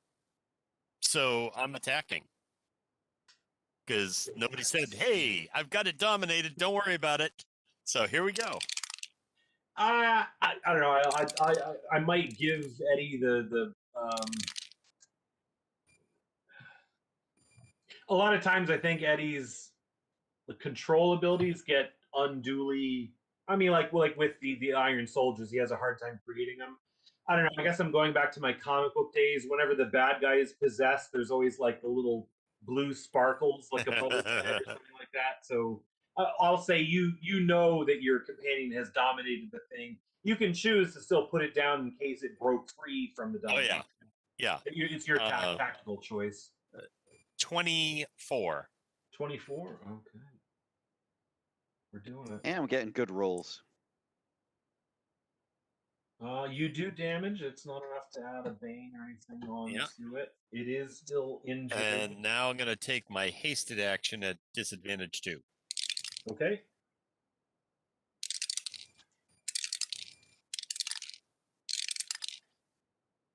All right. That wasn't so good. I don't think I hit. Total of 9. 9 misses. You swing Yep. your Lucerne, old school D&D style Lucerne hammer, and swing and miss the dominated wolf. It is the wolf's turn. I have to. Well, actually, Eric, roll Persistent damage. 1d4 persistent damage for the wolf. Ooh, that's a 4. It That explodes. explodes. Let's see what's that. It exploded. Total is 6. Plus 4 plus 2. It is at least bloodied. Less than 33%. And Eddie, if you want to command your wolf to do something, well, actually, I'll even give you another opportunity here. Everyone roll 1d20, just a regular 1d20. 13. 8. 4. 5. 13. Oh, hold on.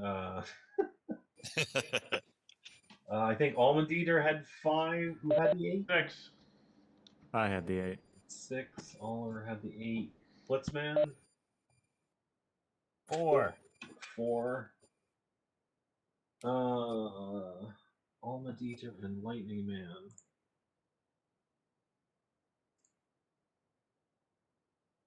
Oh, I can't remember what color I was using for these guys.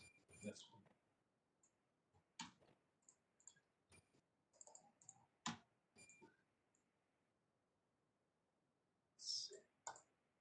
Wow, they just don't like you, Lars. 13, 6, 4. That was all Almanditer. That's not. Well, that's me. Yeah. 2 more wolves pounce out of the underbrush Oh no, not 2 more wolves. and attack Almanditer.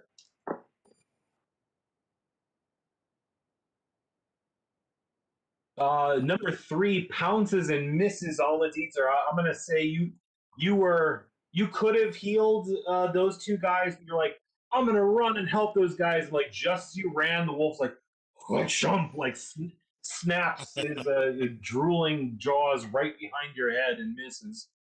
And the other one pounces on Lightning Man. And similarly, actually, I'm gonna say you almost like staggered from the pain, and the wolf leaps, like lands right behind you as it snaps at your head, misses, and lands on the other side. Now that there are new players on the field, Oliver Ramos, you're going to command your wolf. Oh sure, let's make it go after 4. Okay. So you're going to command him to attack his friend. He moves to there to do it. I'm going to roll. Let's see. You just roll 1d20. It's a regular 1d20 for story. Oh sure, this can't go bad. Oh, great. Yeah. It's, actually, I can't tell whether or not that's a 9 or 6. I think that's 9. 9. Okay. I just rolled on the off chance that like number 4 was the alpha of the pack, and that would make him hesitate more. But it is the opposite. He is a more dominant wolf than number 4, so it's not necessarily against his nature to attack number 4. So I'm going to give you his resist roll, but his resist roll will be a little bit more difficult than it normally would be to break free, because it's not all that much of a. It is the animal kingdom; they're all welcome to attack each other. So he tries to resist, and then I think he does this prior to actually executing the command. Every action which the attacker orders, extreme violation. Yeah, resist roll as a free Resist action. roll is a free action. Okay, so he's just going to do a flat resist roll. It's at the end of each of his turns. That's him to shake. That's him to shake it off. Right. Yeah. No matter what, at the end of his turn, he gets to try to shake off the dominate. This is if the command you give him is expressly against his concern. Correct. That happens the moment he does it. Gotcha. Sorry, I thought you were doing the. Yeah. We had a long conversation about this about 5 minutes ago. Yeah. So he doesn't. He does not make that. So he goes ahead and he attacks. Oh, that's me. I have to roll his attack. Item. He bites. I rolled like garbage for my 3rd time. So my 2 other garbage rolls save both of you, but it hurts you because this wolf missed. And now he does get just his normal resist at the end of his turn to shake off the dominate. And is Eddie, is your dominate Potent? potent? Yeah, No. or no, it was one of your other Charm. ones. Charm. Which Charm. that's the one that's potent. It rolls an 11, so it does shake off the dominate. Although he is still bloody, he still has a persistent damage on him. Oh, and he didn't try to resist that. No, he could. He was dominated, but he still no. He needed to move the 5 feet to attack him. Sorry, I'm rambling against myself. And Lars hasn't tried to. I always forget to keep track of how many resists we've got. So that's it. That is all the wolves played out, and it is to the blue suit. Kurt, he can try to use a minor action to resist or to shake off the persistent damage. Is it a minor action for dominate? Maybe that's one of the ones. I thought all Banes were minor actions to No, resist move. It's a or move. shake off. A move action. Okay. But you can shake off as many as you have. Yes. You can make an attempt. So did you make an attempt on the? No, because he was commanded to attack and he had to move. So he uses his move action. I to understand. move. Yeah, no worries. That's I played. Okay, I'm going to load up my glue cartridge, and I'm going to try a damaging attack against number 4.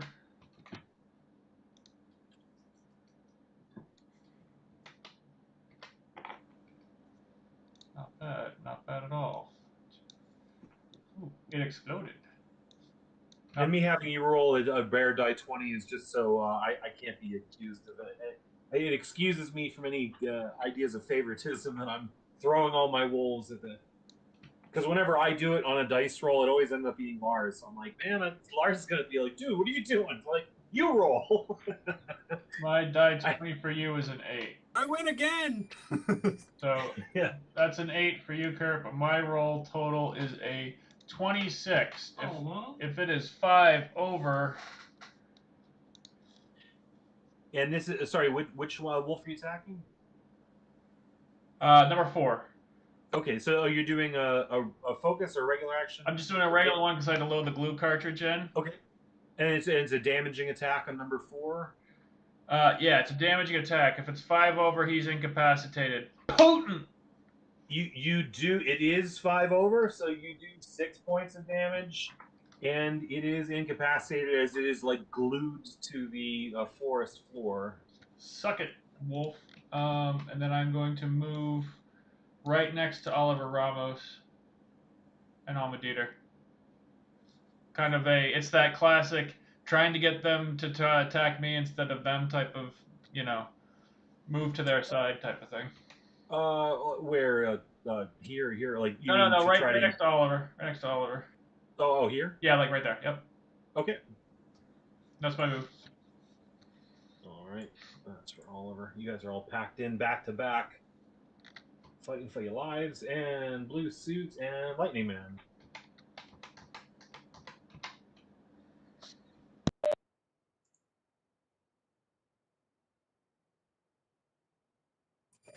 First, unmute.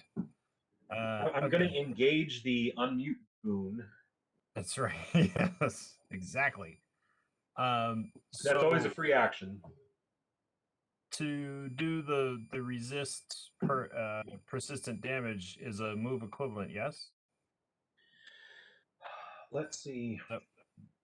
Is that what it is? It's your turn, so actually the persistent damage ticks off first, so I have to roll the damage first, but then, yeah, you can use a move action to try to resist the Bane. And you just have to roll an 11 or higher. So it's a straight 20. It's a straight 20-sider, right? Yes. Okay. And how much damage did I take? Just 3 points of damage on that one. Okay. Actually, I think it's only a 10 or higher. Yep, you're right. It is 10 or higher. It's okay. So I rolled an 18 on a bear 20, so that's great. Yep. So does he resist? Yep. All right. So that is now gone. Oh, your health is a little bit lower. And I'm And gonna. you still have a major action and any minors. Yep. So I'm going to go ahead and attack the wolf number 1. Okay. Damage attack on wolf number 1. That is 26. Let's see. 26 against number 1. Plus 6.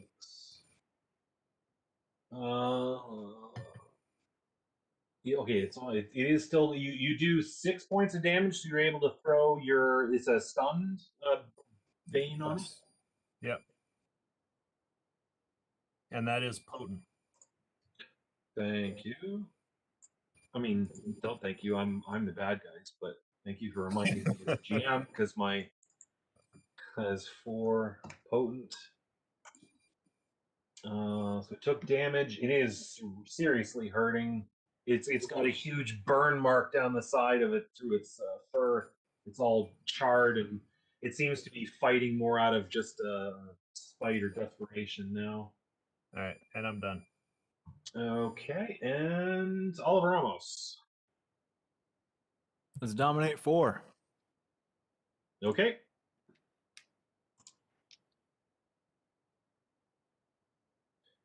Its resolve is not that high, so I'm gonna. Yeah. You sure you don't want to get 3? 4 is already incapacitated. Oh, okay. Then yeah, sure. yeah. I'll go for 3 instead. Okay.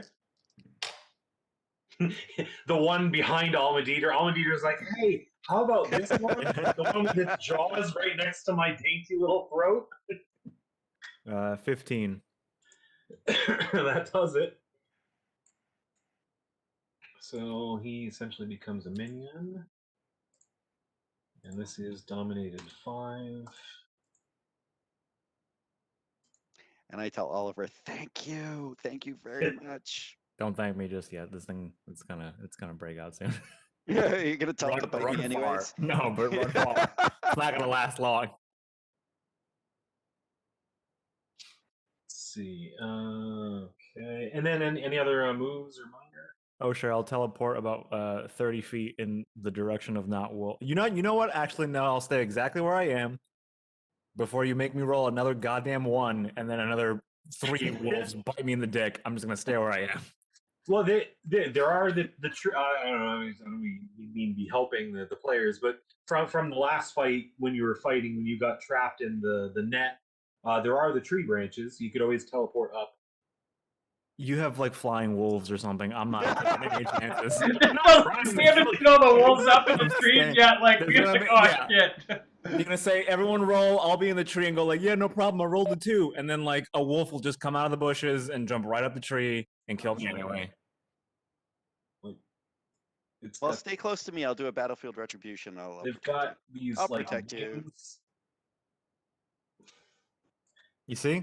that they can fly with. This sicko already has it in his head. He already knows. Like the monkeys in the Wizard of Oz. They just oh, Ramos, get him. No. So you say you're gonna stay tucked in? Yeah, I'll just stay where I am. Your chaps here, okay. And Almadieter, now that you don't have a wolf literally breathing down the back of your neck, I am going to heal the people who are hurt. I have Boon Focus Heal. I have Multi Boon Expert and Boon Specialist 2. So I think that allows me to succeed at maximum power level without rolling. Let's see. Boon Focus Heal. If you look at multi-target Boon Expert, I think that trumps all the rest of them. Boon Focus 1 means you don't, if it's a single target, you don't have to roll. You have multi-target Boon Special. There's multi-Boon Target Specialist and Expert. You have the Specialist 1. For each tier of the feat, you reduce the disadvantage penalty. So... Well, that's it. I have to have multi-target Boon Specialist 2 before you can take Expert, and then I took Expert. I guess I didn't have it on your character sheet. I think that was after we added points, and I added that to it. Oh, do I have enough Uh, points to have that? Yeah, I think last time, as I said, you leveled up one higher than you were supposed to. So I don't Ah. think you have enough for it now. How many experience points do we have right now? 10. Oh, okay, yeah, I'm off. I don't know why it is up there. All right, so I have the specialist.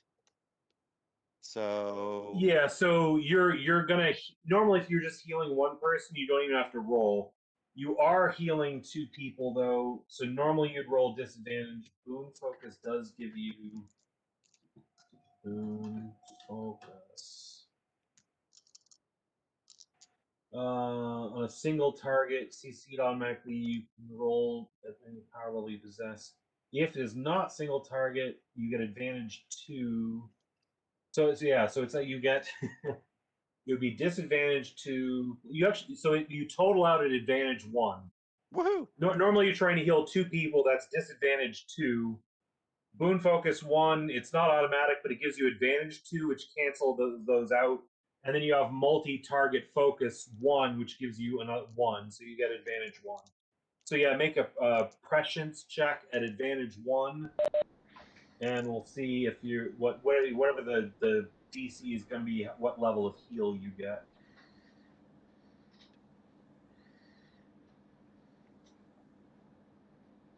$27. 27. So that's gonna make it heal.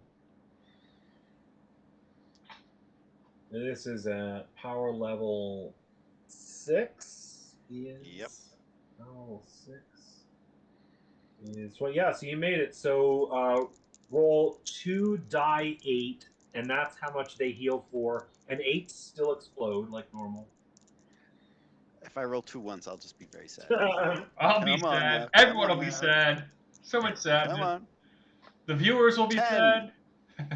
10. I rolled a 10. Nice. Okay, so Lightning Man and Oliver Ramos, you both heal for 10. I've got my math. I've got Oliver Ramos back at full, and Lightning Man, you're only down by 6 now.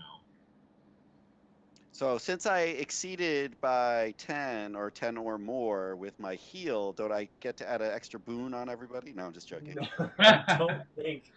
I don't know. Normally, if you get an exceptional success, it is for a Bane, but I don't think it does for a Boon.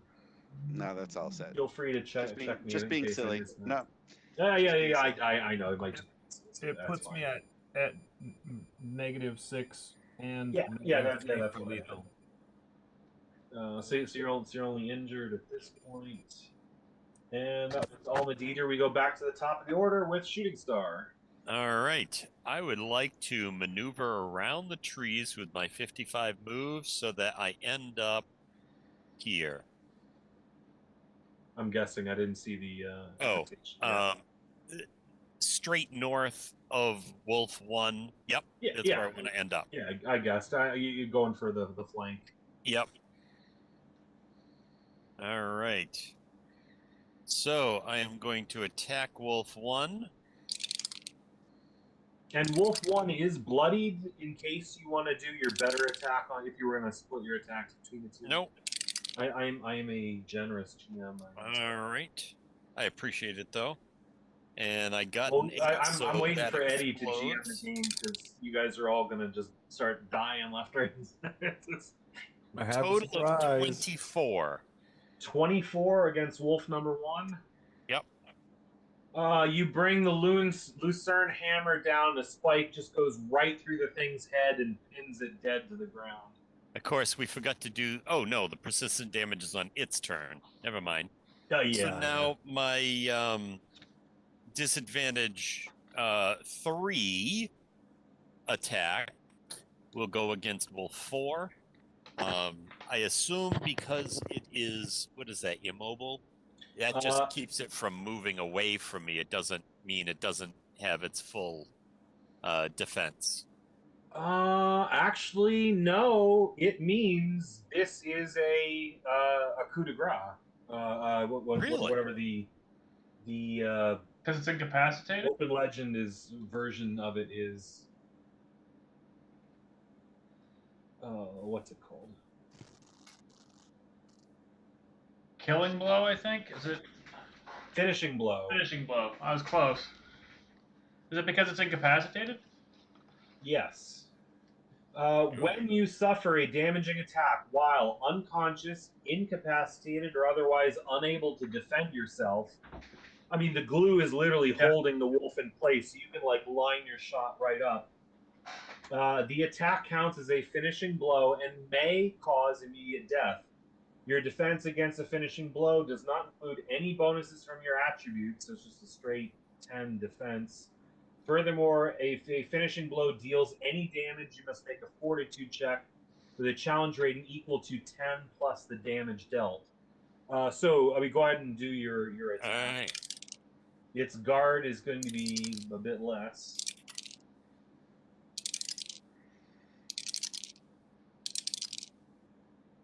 Oh. Yeah, no, I don't think an 8 is going to do it. Oh, no. No, an 8 misses. Yeah, I had 2 8s rolled on my d8s, but because it's disadvantage 3, I couldn't use them. It does. The disadvantages do sting like nothing else. As they should. And that goes to them, Senor Wolves, the 2. This wolf can do nothing but try to resist. Is your incapacitated Potent. potent? It is. Damn you. It costs so little to add that potent to my items. To anyone not, if you're gonna play Open Legend, making a potent bane, it sucks for the person subject to the bane. And he would have made it, but he didn't because it was potent. And actually, let me. Disadvantage is a real bitch. And that is his first resist. The other wolf is dominated, and it is its turn. So, Oliver Ramos, you may now command the wolf to do what you want him to do your bidding. It'll be really funny if he goes and tries to kill number 4. Number 4. I think we already established number 4 is not an alpha, so he doesn't have any particular difficulty with him. So I'll make the DC a little bit harder for him to. And he does not, so he does proceed. Bite. Rough. He runs right to there and goes to take a bite out of number 4. And a 2 and a 2, which is a 4 total, so he misses. Again, my poor GM skills are hurting you rather than helping you in this case. He does try to resist the dominated, which is not potent, so it's a straight die 20, and with a 9, he does not resist. So nothing changed there. And we go on to the blue suit. Okay. Well, this is going to be easy. I will focus action. I will shoot number 3 with a glue shot and hope for the best. Focus though. And and given the height of the wolves, I'd say you could shoot over him. Okay. Number 3. Right? Where's number 3? Right. The dominated one. Yeah. Should I not? I mean the Glue him. Well, actually, you're damaging him is not going to. He's still going to be dominated, but Right. he is your ally. If you shoot him, well, I mean, one, it could be a finishing blow because he's incapacitated. But if you don't just do damage, you would break your own incapacity. Yeah. So I'm just gonna do a damaging attack on 3 with a glue shot and hope that I do. So it's a focused action because I'm gonna do nothing else because everyone else is healed and I don't have anyone to heal. Okay, yeah. So you have advantage 1 on your focused damaging attack on number 3 wolf. Oh, that's a good die 20 roll. That's a good die 4. Number 1 is gone. 2 is dominated. So it's a 23 for my damage for my attack. If that's 5 over, he gets incapacitated. You do damage to him, but it's not enough to throw the incapacity on top of it. So he's you damaged him, but he's still above 2/3. That's my turn. Oh yeah, that was a focus action. The focus action, that's everything. And Lightning Man.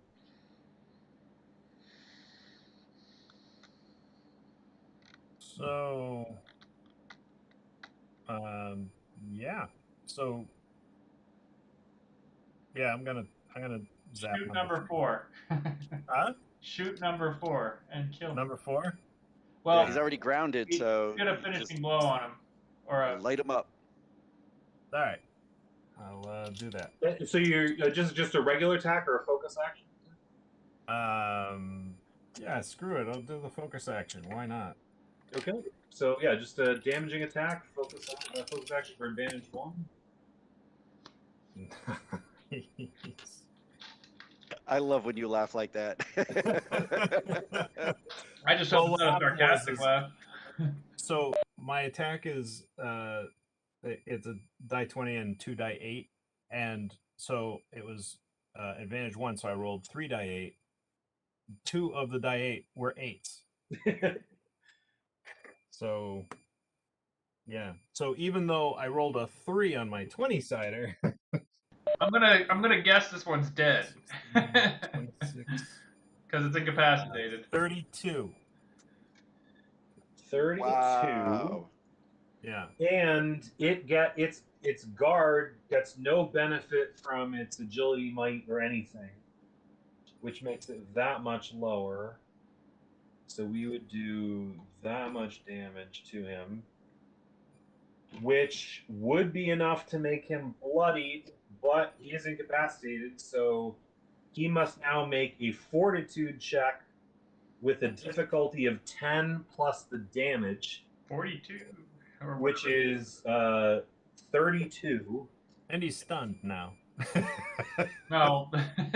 Well, if he survives, I mean, he's will stunned in the afterlife. Is that what you're saying? He's still alive. he far arrives up he's before stunned, he Fake goes to Peter. hell. He's like, "Oh, Wolf, you probably just ate some rabbits. Come on," and he's like,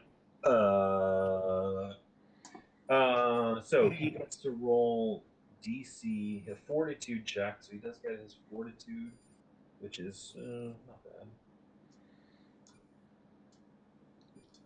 But I do not believe. No, with a respectful 18 fortitude check does not work, as the wolf disappears into a red mist and free, like the bits of fur are like burning and smoldering as they fall to the ground.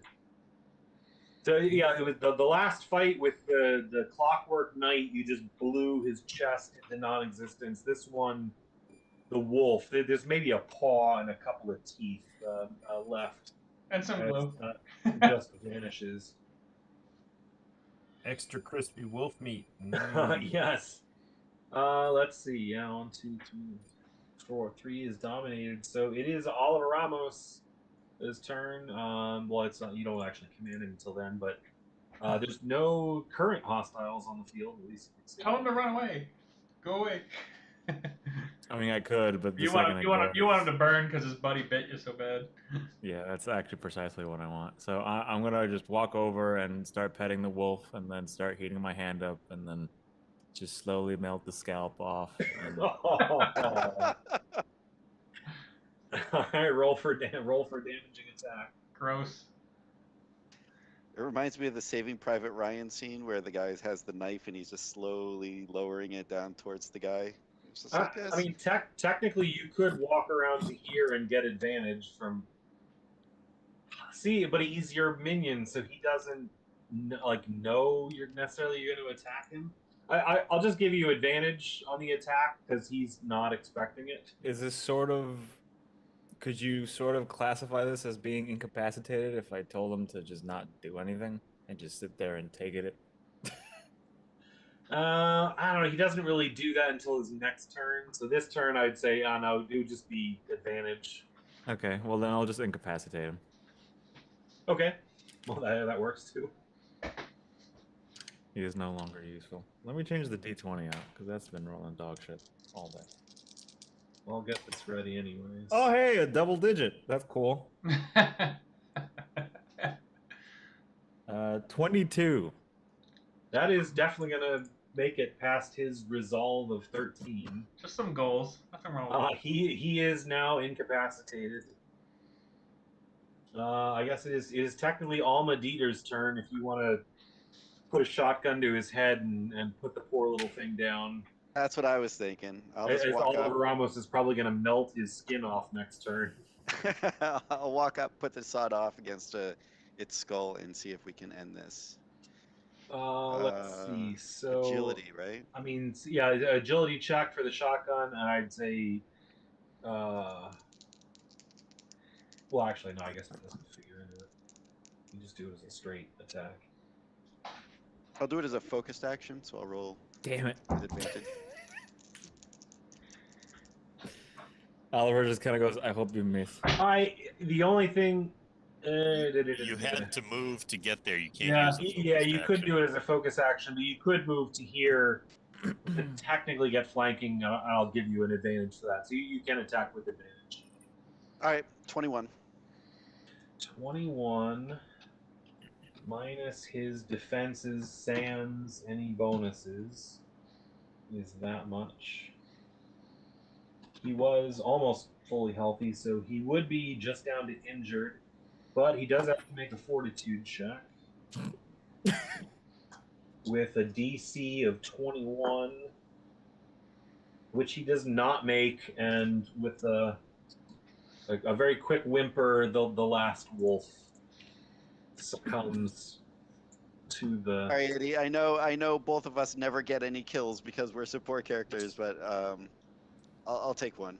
Yeah. No, for Notch in my belt. the healer getting the notch. Yeah, you got the notch. Like the rest of us, like you get shooting star, and you're like, "Pwam, pwam, pwam." You press it, and he walks over. Yeah! The thing's not moving. It's like incapacitated. He's like, I got this one, guys. I got this one. I got it right here. Let me take care of the only thing I can take care of. Everybody's like, there was a wolf left, and you have to be the one to like cut the paw and take the tooth and go back to the police station. And be like, oh, I killed a wolf, and everyone's like. And with that, you're out of melee. No additional wolves appear to come. It seems to be only a pack of these four. You continue on north, make it to the road, and an eye-patched patrol officer, Torben Voller, picks you up in the transport, troop transport van, and takes you back to the police headquarters, where you get your medical attention. Lars heads off to the hospital for his stuff. And then the previous story of you planning out the assault on the castle. No, not that one. This is the bad one. Hey, I guess technically you could ask him to lift his eye patch and make sure he doesn't have another colored eye under there. I also I don't know. No one had asked. The hunter also had an eye patch on. No one asked to check. What his color was. I missed that. Although to be fair, it's been a while since you had talked about the doppelganger Claudia from Falcon. I love how the horns the hunter just keep moving. he seemed to be pretty helpful, so you're guessing he probably wasn't under the influence. But if you want to, Patrolman Voller gladly shows you his rather mauled up eye. You're looking at it like, ooh, that's probably not going to grow back. He's probably going to be having an eye patch. I'm looking at it like, dude, we just saw a freaking wolf vaporize, and it smelled like shit. That looks like nothing compared to that. So we're back there, and essentially next session will be the actual heist on the castle on Borgeltz itself, and we'll pick up with your current plan of your phase 1 assaulting what appears to be the clock. Don't save the clock tower. Destroy the clock tower. Horns. The clock house, and we'll pick up there. As I said, I will try to get everybody there, but if at least 5 people. Normally we play as long as we at least have 4. We need at least 5 for this assault. That's going to be a little more challenging. But if we have 6, all the better. And it will probably be more than one night too to make your way through the different stuff that's going on in there. Kurt, and we're at 11 experience as of now. Yes, as of now, okay. Going into the heist, you should be at 11, which means you're level 4 with 2 more XPs. And once you get your 3rd XP, you'll all be level 5 once that comes. But yeah, for for now, you can give yourself one more, and if you want to spend it while you're doing the plans, level up and stuff, go ahead. Tell Taylor he's not allowed to have it because he never shows up. Yeah. And again, you don't have to spend any of these points, but if you want to, do. And if you, and really, I think a couple of you have already spent a little sum. I noticed some of my numbers for your hit points were off. If everyone too could, when you go and update your Hero Muster character sheet, just email me the URL, and I can always get to the latest version through that. Just so I know I have everyone's stats going in. So when you say, oh, I'm going to use this feat, I'll be like, I didn't have you on that feat, and then that way I know. Cool.